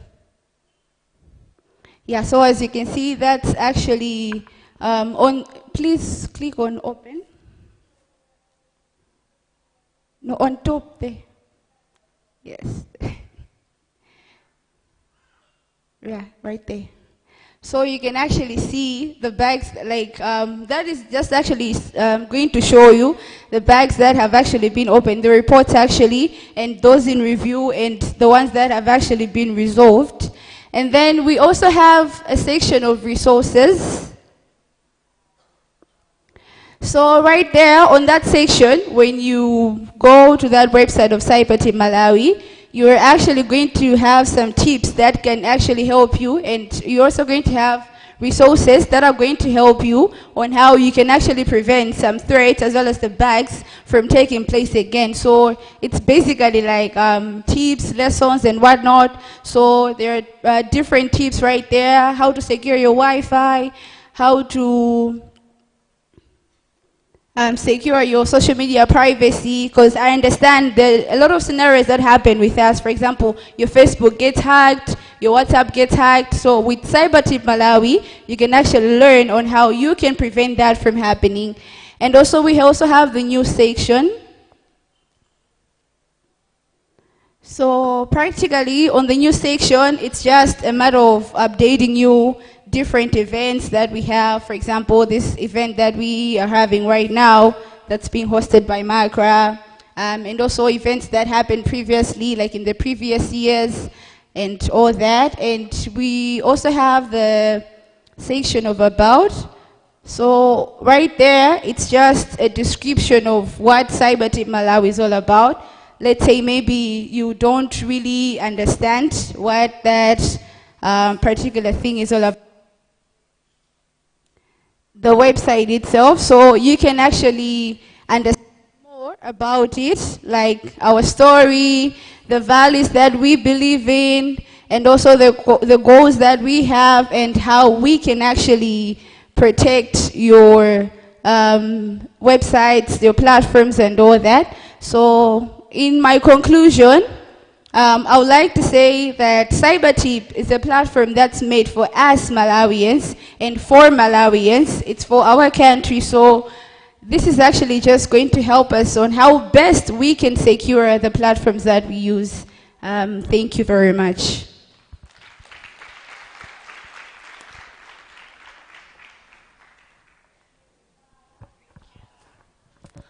Well done, girls. Another round of applause. That was so good, and it's so inspiring to see that we are not just out here participating, but we are contributing. Let's say, don't just participate, contribute. That is exactly what you are all out here doing. And it's also good to see such development coming out from Malawi. And like they said, by Malawi, for Malawi, right? So that's so good. And as we continue, I've got some exciting news for all of us. It's giveaway time, because the giveaways that will be taking place. So people will get to walk away with some prizes as they leave for the few days. So for today, Airtel will be giving away 20 MiFis. A round of applause. 20 MiFis, and aside from that, they will also give away some bundles to go with that. Because what's a MiFi without the bundle, right? It's not doing much. So yes, they are looking for you, the participants, to take a walk to the marquee there. They do have a space there for Airtel. When you get there, be prepared to share your story. They're looking to hear a short story on online risks and how you've learned to stay safe. And I know a good number of us in here have had some kind of situation online where you had to take a step back and think, oh, okay, what do I need to do here? Or maybe you fell for it even and walked away with a lesson. So they'd like to hear from you and what your story is. They'll share the videos, and then after a while, I think we'll have others that will probably like the videos, and then someone will get to walk away with bundles as well. So kucheza bundles and MiFis.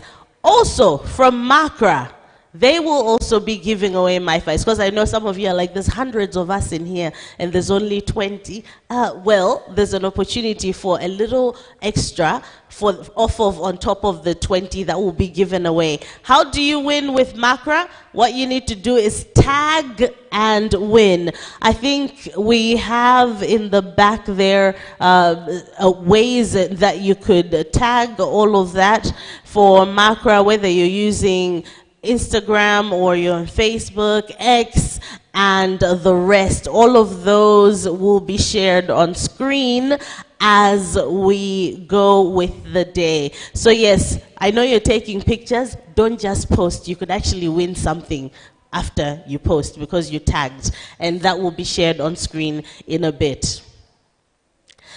As we continue on, we now move on to advancing cybersecurity and women's inclusion through policy, law, and regulation. That's advancing cybersecurity and women's inclusion through policy, law, and regulation. And this presentation will be by Titi Mario. Please welcome Titi Mario as they come up to present on this issue. A round of applause for Titi, please.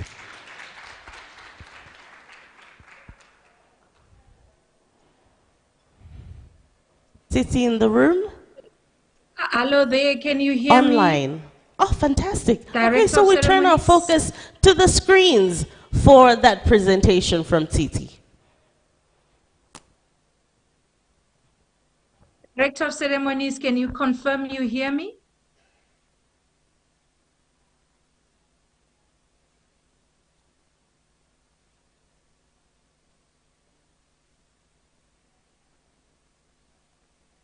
Hello?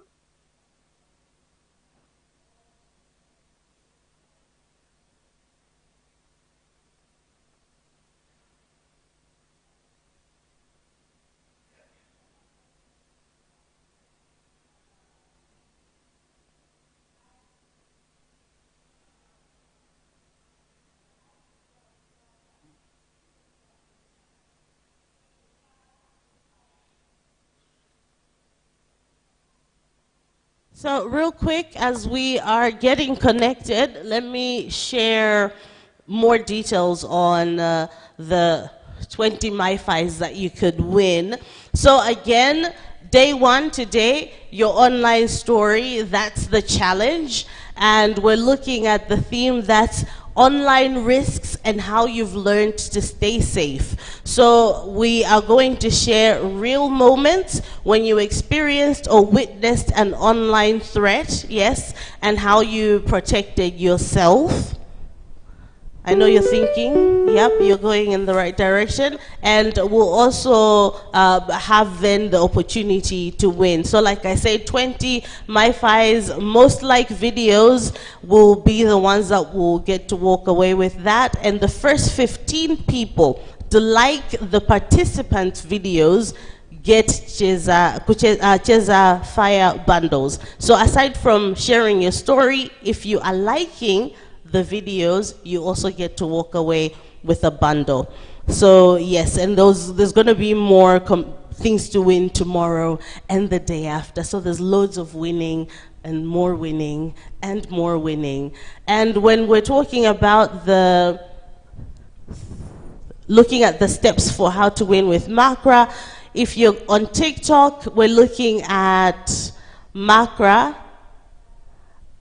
at _MACRA MW. I think all of those will be shared at some point. If you're on LinkedIn, you're looking to tag Malawi Communications Regulatory Authority. On Facebook, the same, Malawi Communications Regulatory Authority, MACRA. Instagram, same, MACRA Malawi. And yes, so tag, post, and there's loads for us to walk away with. How are we looking in the back? With our technical team. Are we good to go?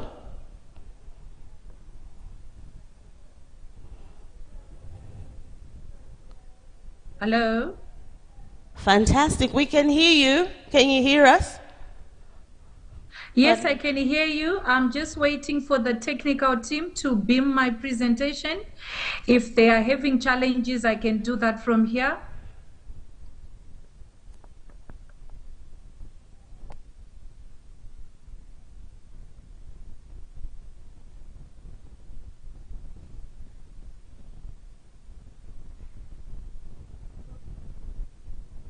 Director of Ceremonies. Let me just check in on that.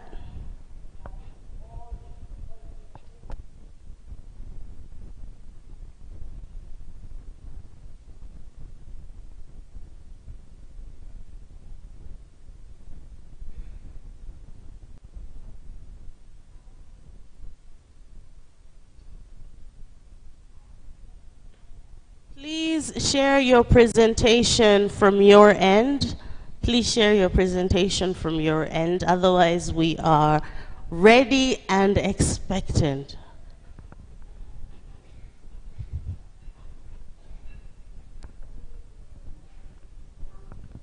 Hey, can you see the presentation your side, Yes. Director of Ceremonies? Yes, we can. Please proceed. Okay, I'll just try one time to move the slides and confirm for me you can see them. Yes, we can. Oh, so it has moved, eh? Yes, it has. Okay, thank you so much.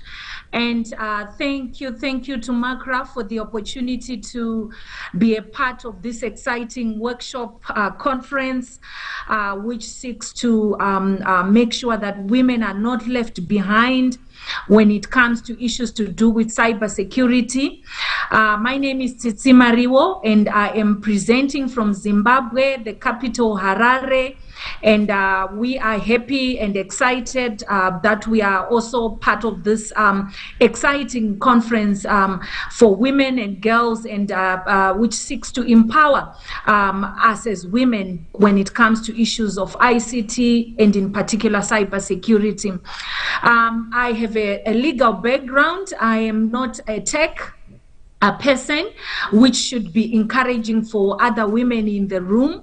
I studied law as my specialty, or that's my expertise. However, due to me wanting to get outside my comfort zone, when an opportunity presented itself to be a leader in the tech field, even though I don't have a tech degree, I applied for the position to lead the Data Protection Authority of Zimbabwe, which is under Potras, and my responsibility includes looking at issues to do with data protection, including cybersecurity issues, which are under the sectoral set run by Potras, looking at the telecommunications sector. So, ladies and gentlemen, as well as the young girls in the room, I just want to encourage you that you don't need to really be blinkered and think that only those with tech degrees can find themselves in cybersecurity.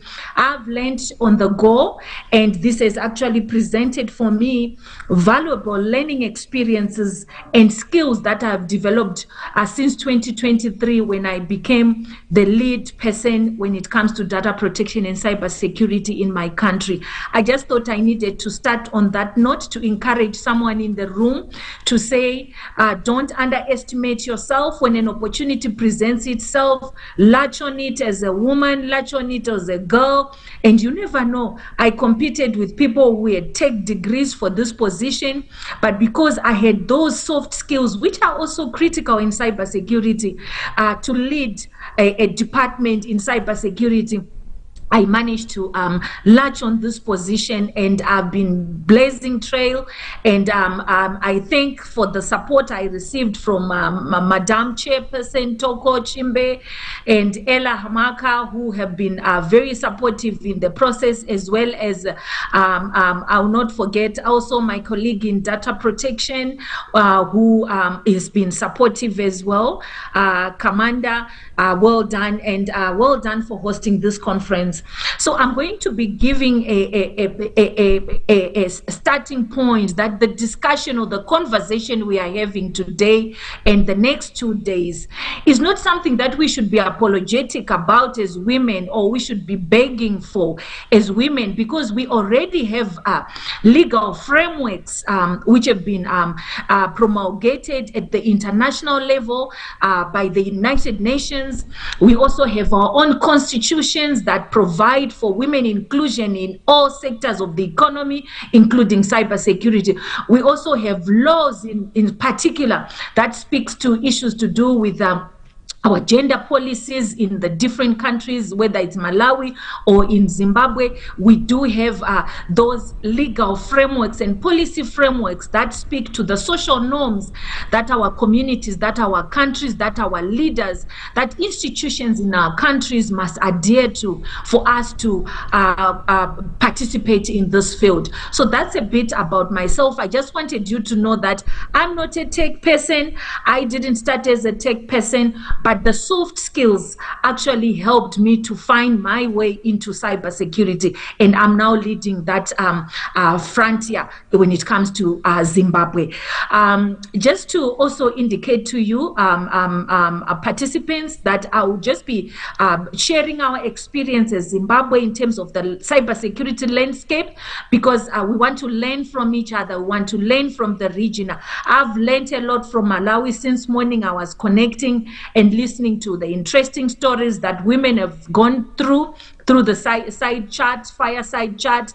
I've also seen the women who have groundbreaking applications that are assisting women to check some of issues to do with their cybersecurity and cyber safety. So it's encouraging and interesting. So I'll be sharing also with you what we have also done in Zimbabwe and the way forward that I think is critical.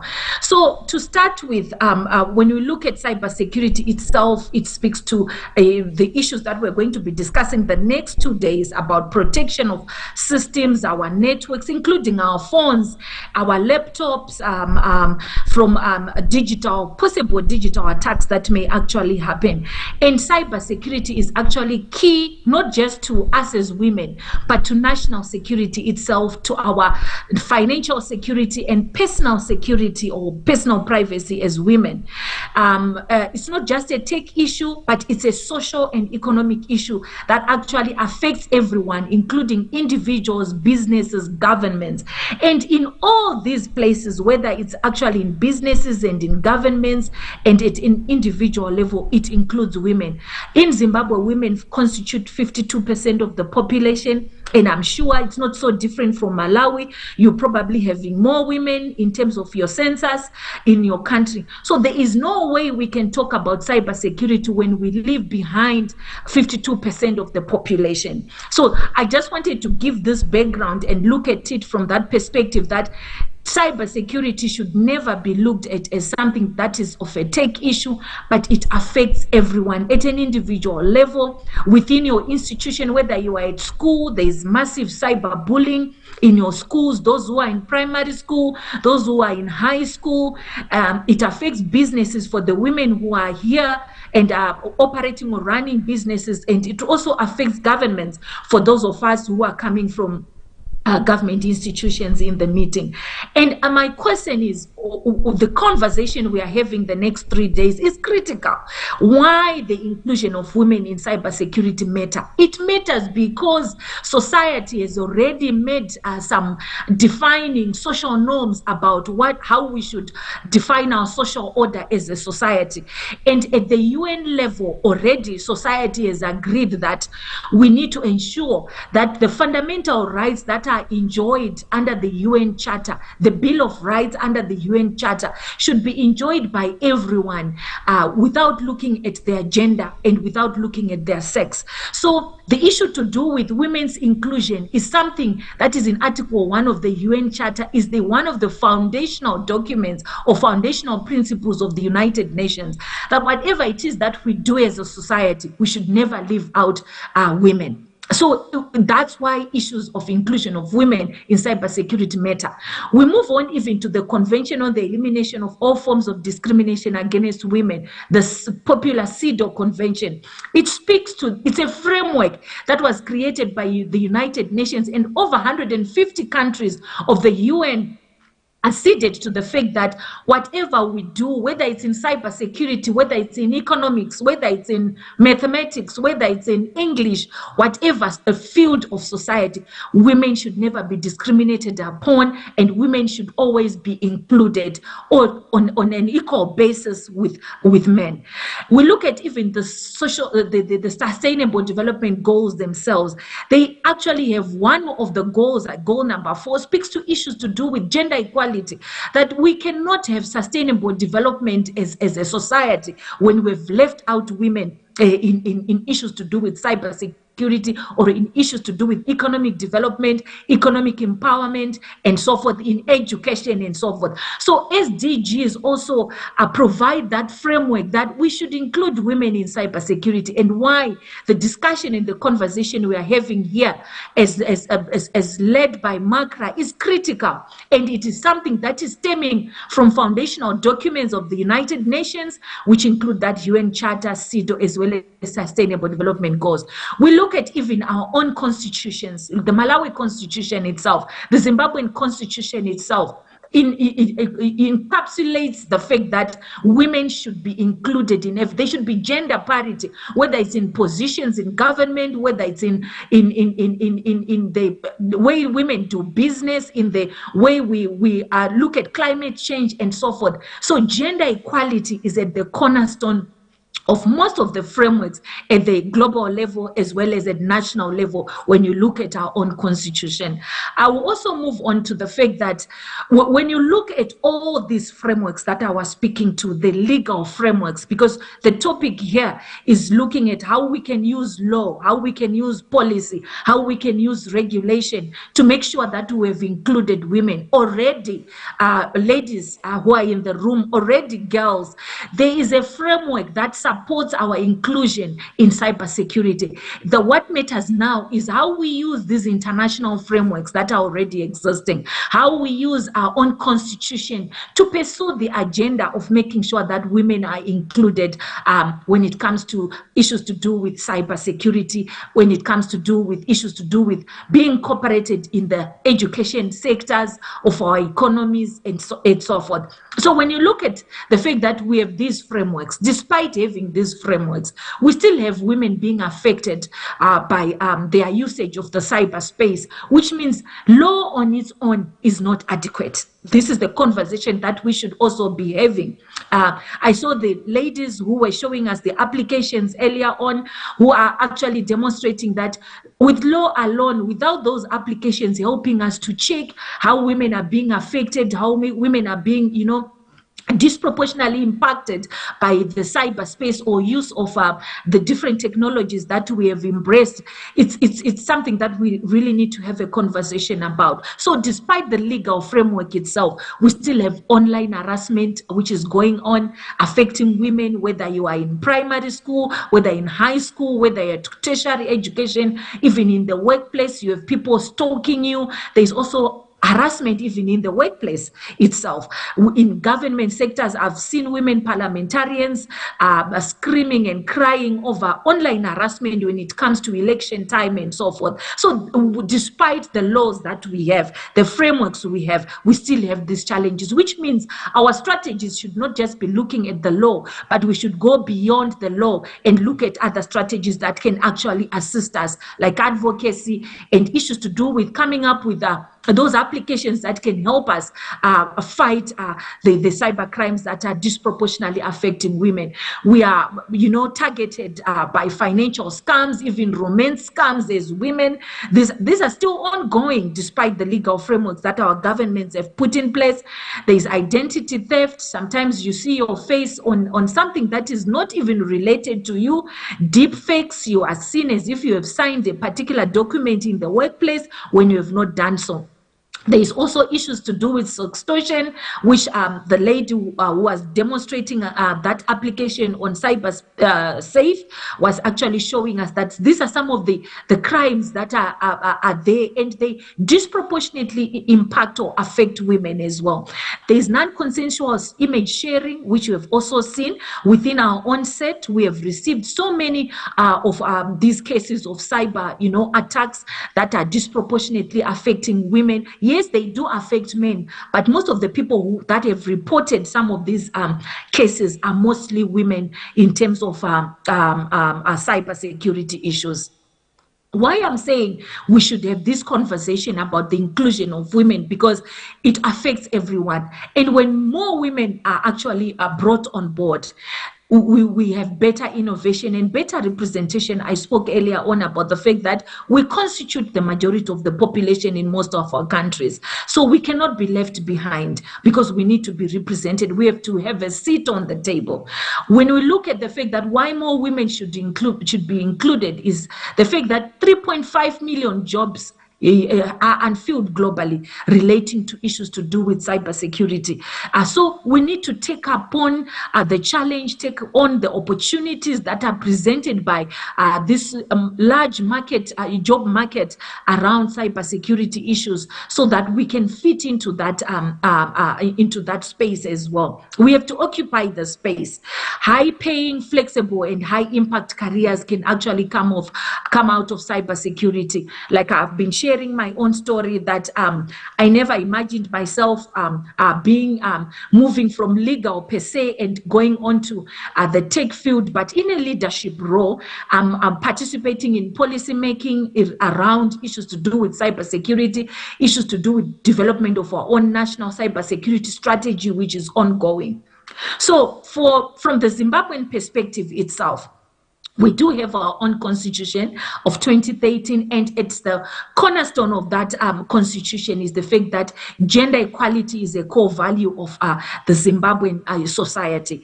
It is actually a national objective to guide the state at every level of the state, whether it's at ward level, at district level, at provincial level. Gender equality is actually a national objective, and the fact that everyone is equal before the law.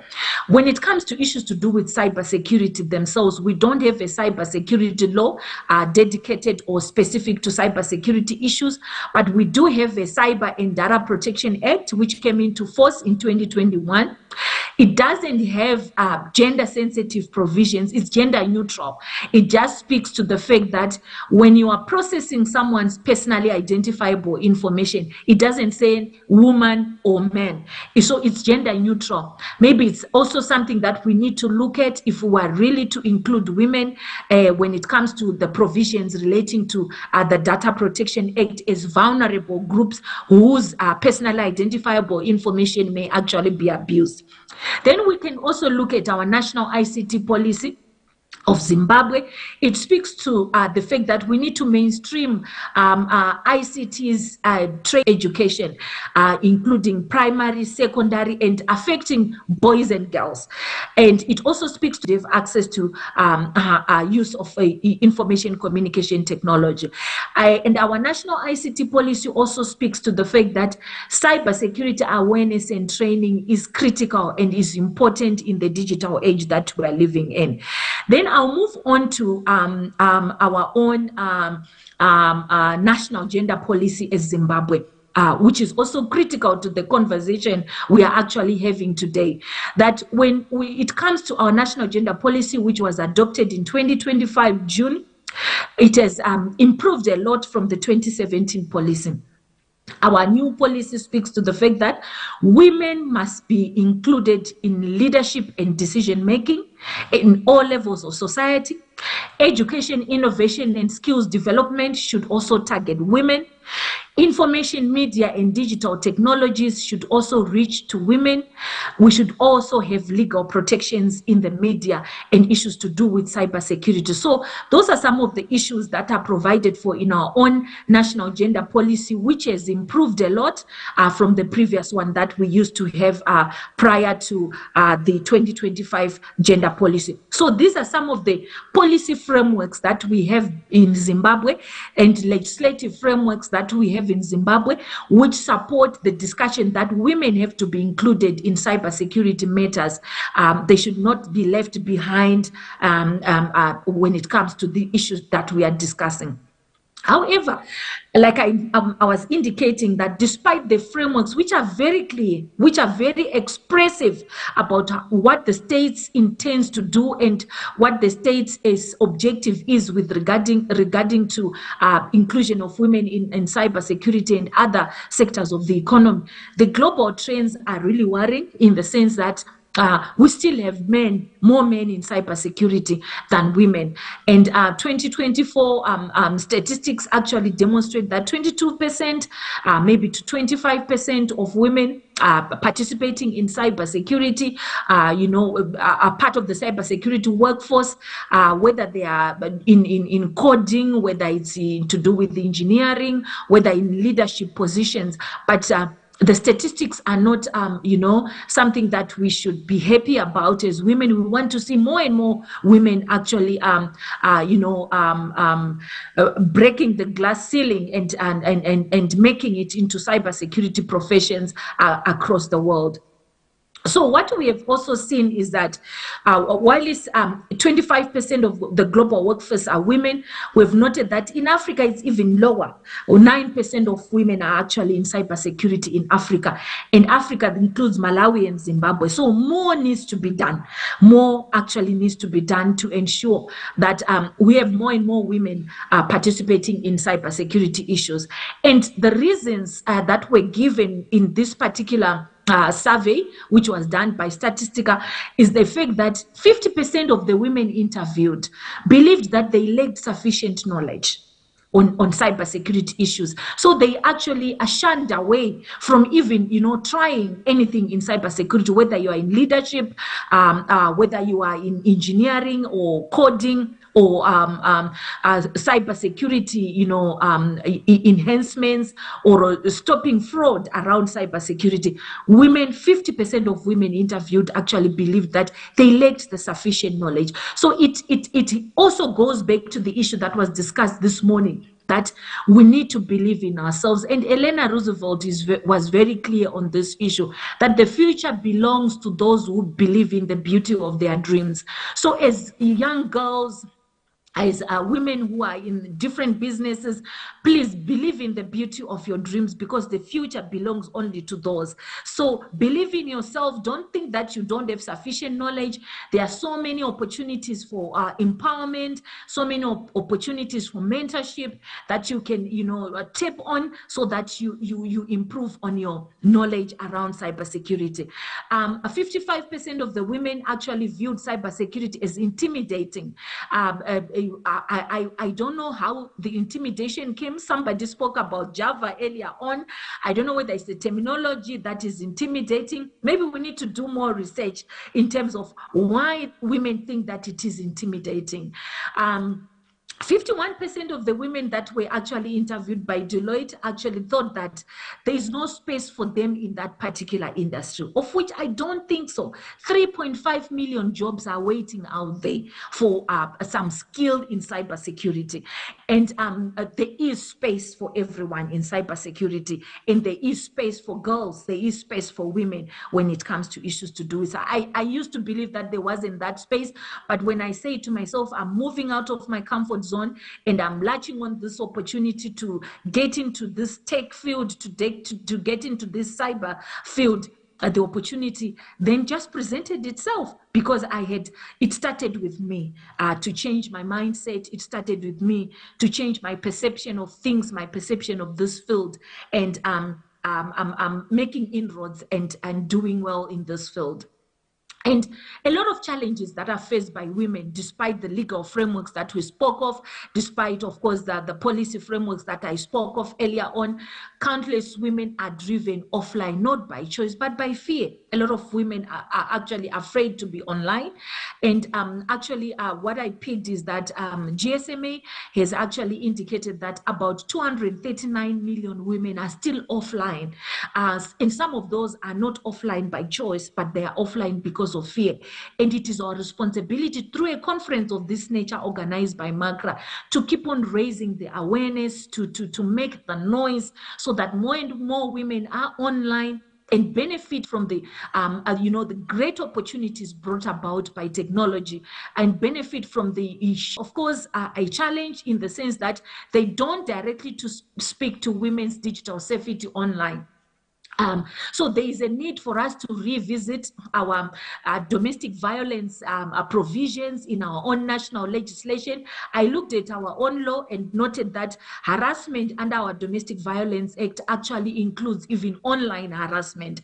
However, issues to do with sexual harassment in the workplace, we need to revisit our own labor laws as well to see whether issues to do with women's digital safety needs are taken care of, and their protection when it comes to harassment within the workplace, whether it also includes the digital safety around those issues. So these are some of the issues, the challenges we need to go back and look at, because technology has to work with the law for it to work for everybody else. So the legal people also need to come on board and revisit our own legal frameworks and see whether they are still adequate, they are still speaking to the issues to do with digital safety of women. So organizations like the Zimbabwe Women Lawyers, Malawi Women Lawyers need to look at our existing laws and see whether indeed, even MACRA itself, indeed whether women's digital safety needs have been taken care of in the existing laws.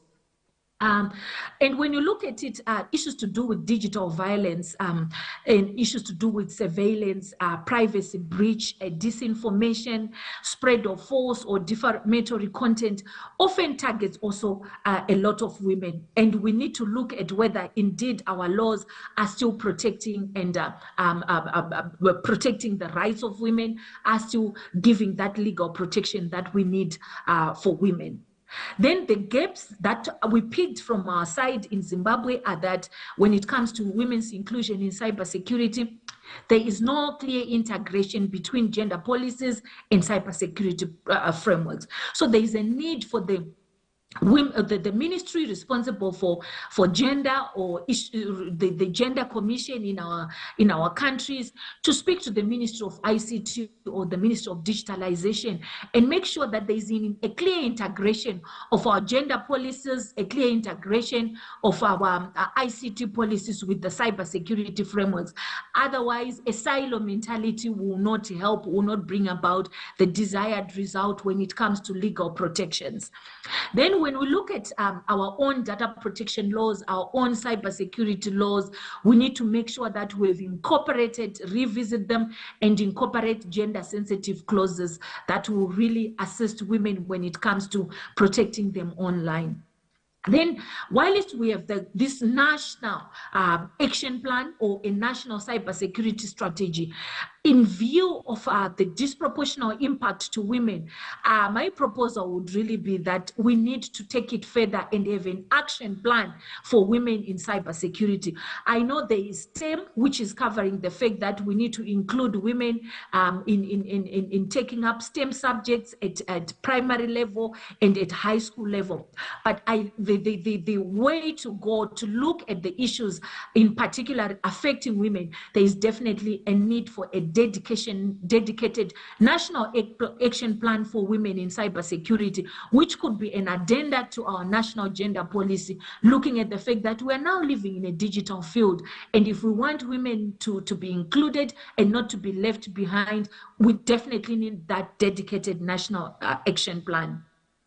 Then when you look at the inclusion of women in policy making itself, we are lucky in Zimbabwe. Our minister is a woman of ICT. Our permanent secretary is a woman as well. We are lucky, but it's not the case with all the countries in our region.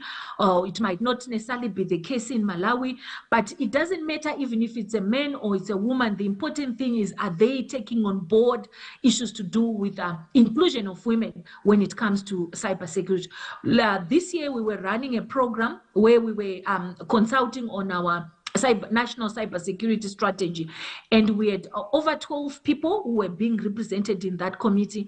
Only 3 women were participating in that. So already in terms of practices, these are things that we also need to look at, not just looking at the legal frameworks themselves, but challenge the current practices that indeed women are missing. The voices of women are missing. In particular, when you look at the way we are disproportionately impacted by cyber threats and so forth, there is a need for our voice to be on the table when national strategies are being developed, when policies in our institutions are being developed, policies in our schools are being developed. It's also is critical. Then issues to do with low digital literacy among rural women, and therefore they are susceptible to phishing attacks. They are then, exposed to all different cyber threats that may actually affect them and may actually impact on their finances, particularly when it is affecting digital financial services. So these are some of the issues, and even underrepresentation of women in cybersecurity diplomacy and policy making is something that we're still grappling with, and why we are having this conversation. And we need to develop strategies. The good thing is we already have the legal frameworks that are actually supporting our inclusion. What we need to do is to demand our seat on the table, come up with strategies that will help us to find ourselves on that particular table. And capacity building opportunities targeted at women, these have been growing over the years, and such an opportunity is also being presented by this workshop, and it should actually be something that should continue to progress, so that we have more and more women understanding and appreciating issues to do with cybersecurity. In our own country, I shared that we have had progress in this field, but more still needs to be done to make sure that more women are included on the table. So in terms of the way forward that I will present, and then probably we can have questions, there can be a discussion later on. We definitely need to integrate gender analysis into cybersecurity law and policy, which is currently not happening. We need to bring gender ministries on board when we are discussing these issues. And I trust that in this conference, we have a representation from the Ministry of Gender or Women's Affairs, so that when these issues are being discussed, as well as the National Gender Machinery, which is the National Gender Commission, to be part of this process, so that they look at the laws, they look at our policies from that gender lens. Then there is definitely the need to create legal protections for women against digital violence. And we have very few, whilst we have done so well as Malawi and Zimbabwe in coming up with physical shelters for women who are affected by physical violence, whether it's in the home or within the workplace. We've done so well. We've got these physical shelters where women can rush to for security from against abuse. But we're still a long way to go in terms of creating safe havens for women who want to use the digital space without necessarily being bullied, without also going through all the different cyber threats. So this is something I'm posing it as a challenge. I don't have an answer to it now, but I'm saying we need to do more the same way we have protected women offline. We need to have those shelters to protect women online. Then definitely we need to make sure that our gender policies are cyber resilient, and women are included when we are developing those policies, those strategies that actually have an impact on the way women interact with the cyberspace. Then definitely those who are coming up with applications, the young girls coming up with applications, it's high time we look at the inherent gender risks that women face and come up with technology by design, which actually looks at some of those challenges. So this is the way forward that I would propose. And in conclusion, I'm going to be saying there is a space for everyone in cybersecurity. We can, in our diversity of backgrounds, when women are included, we can all have equal and stronger defenses against potential cyber threats. And to the girls and women who are in this room, be curious, be bold, and be ready to take on that challenge. And look at the potential that you have. You can have a legal background, and you can be a champion of digital rights, a champion in advocacy around cyber law. You can be a champion around data protection law without necessarily having gone through a tech degree. You can go through that, tech companies and lead. So honestly, the empowerment of women is, unlocking the potential of every nation. That would be my ending quotation from Michelle Obama. So we definitely need to continue to empower women, and well done to Makra. And thank you for the opportunity to be part of this process. Thank you, Director of Ceremonies. Thank you so very much for joining us. Though you're online, it would have been lovely to have you here, but I believe you were here not too long ago. But thank you so much for the insight. 3.5 million jobs available. There is plenty room and opportunities for all of us in this room. And as she said, flexible, high paying, and this is just, it's good stuff. So thank you so much for that. I will maybe open the room for 2 questions or comments, if any, real quick. Does anyone have a question for Titi? A comment on the presentation? Oh, okay, we've got one right here. You will give us your name and you'll pose your question. Thank you so much. MC, thank you so much, Titi, for your wonderful presentation. My name is Esther Bunyonga. I am a woman activist. I founded an organization called Laite. We work with young women in tertiary institutions. The reason why I am so excited about women and girls in cyber is because the conference is because I feel like the world is going digital. And also to mention that this is, I get excited, I keep coming to this conference because I get to learn different things. And also as someone who is working with young women, I also want to always update my knowledge when it comes to the topic of cybersecurity. So my question, and this is a question that I keep getting from the girls I mentor, because I'm also trying to encourage them to not to be afraid when it comes to STEM, not to be afraid when it comes to cybersecurity topics. But the question they ask me, some of them because they have graduated, some of them it's because they're still in school, but they are in different, they're not necessarily in cybersecurity courses, but they're in different courses, but they're also interested in this. And for me, your story is inspiring because you did law, but you know, there's so much you know. So my question would be, what would be your advice on those girls? They're already in other fields, but they want to be, they still want to take part in cybersecurity issues. And also, I love, there's something new that I've learned today and from you is about the jobs that are there. So what would your message be? Thank you. Thank you very much.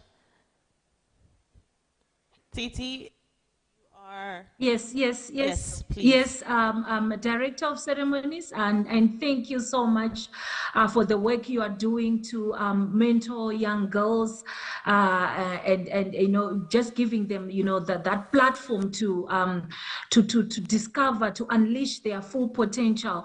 And I would say you are doing it because you are already covered in terms of the frameworks that are there to as one of the strategies that that state and non-state actors should actually embrace and take on board under SDGs on public-private partnerships to make sure that we realize the gender equality principle and looking at it as a human rights issue, because we cannot leave women behind. And my story is very interesting because I had my first degree in law, and then I have my master's degree in law. However, my master's degree was a bit tilted towards women's law. So I looked at technology as well when I was doing women's law. That was the first time I interacted with technology, where we were looking at the gender biases in the way technology is being invented, in the way ICTs have been designed and programmed in such a manner that there are those gender biases. So I took an interest when I did my master's in that particular course to actually pursue issues to do with cybersecurity. However, the opportunity never arose after my master's, so I was just legal counsel at an organization which is equivalent to MACRA for 12 years.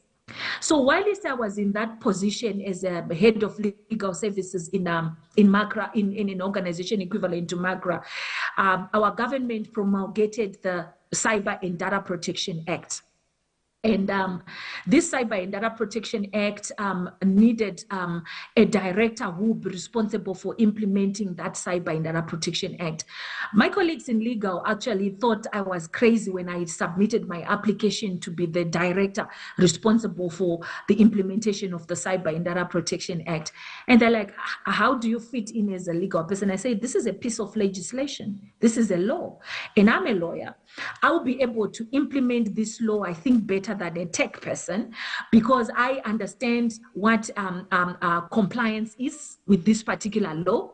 I understand what they need to comply with. I understand issues to do with enforcement, I think, better than a tech person. So I'm just gonna, grab this opportunity and find my way in that leadership position, because this was maybe 2 posts higher than the position I was occupying in 2023 or for the 12 years I was with the authority. So the first thing I did, I applied for the position. After applying for the position, I went through 3 grueling interviews with not just our own ministry, with our board, internally with other directors. And eventually, I emerged being the top person, despite others who had engineering degrees having applied for the position. Like I indicated, the soft skills assisted me in terms of understanding what it means to be a leader.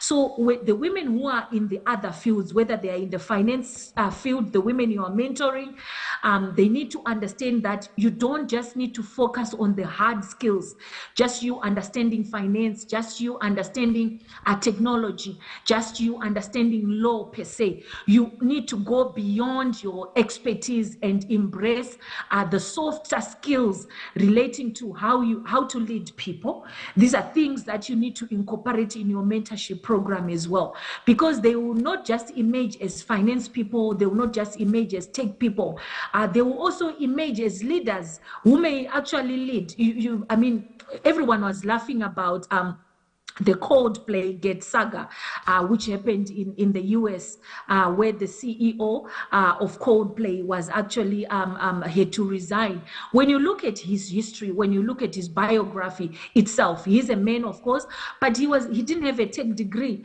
He had a degree in business studies, but the soft skills around how to lead people, how to understand and how to start things and you start from scratch, like I did with the data protection in Zimbabwe. Those are things, project management, are soft skills you need to help the girls also develop. Because when you combine their finance degrees, when you combine their engineering degrees with the soft skills around leadership, around monitoring and evaluation of projects, because you cannot just be blinkered and look at finance. You need to look at the implications of the financials that you are doing, looking at monitoring and evaluation, project management, issues to do with leadership skills. So I would say I had an opportunity to train on leadership, which is why probably I managed to make it in this leadership position. And also the fact that myself intentionally, I was very intentional about wanting to move up the corporate ladder and making it in any, even if it was going to be a finance leadership position, I was going to try it because I had to tell myself that I need to move the corporate ladder, and it starts with me, my mindset shift to say, I can do this. So that is also something that is very critical. But over and above that, if they really want to join cybersecurity, they should start. There's a lady who was on the panel earlier on who spoke to the fact that they started enrolling. There are some free courses on cybersecurity, which the girls can also engage with and start from that perspective to understand the field, to start to learn and understand the concepts. And I think there are so many mentorship programs that are being run, even at an international level, to even include women in diplomacy and policy making. Those will be my submissions for now, Director of Ceremonies. Thank you very much. A round of applause for our presenter all the way out in Zimbabwe, taking a risk, and your current experience actually matters and it counts for something because it will add even in this digital space. So thank you very much for that. Well, ladies and gentlemen, the few gentlemen that are with us here this morning, we are now going to break for lunch. Let me give you what that will look like as we head out.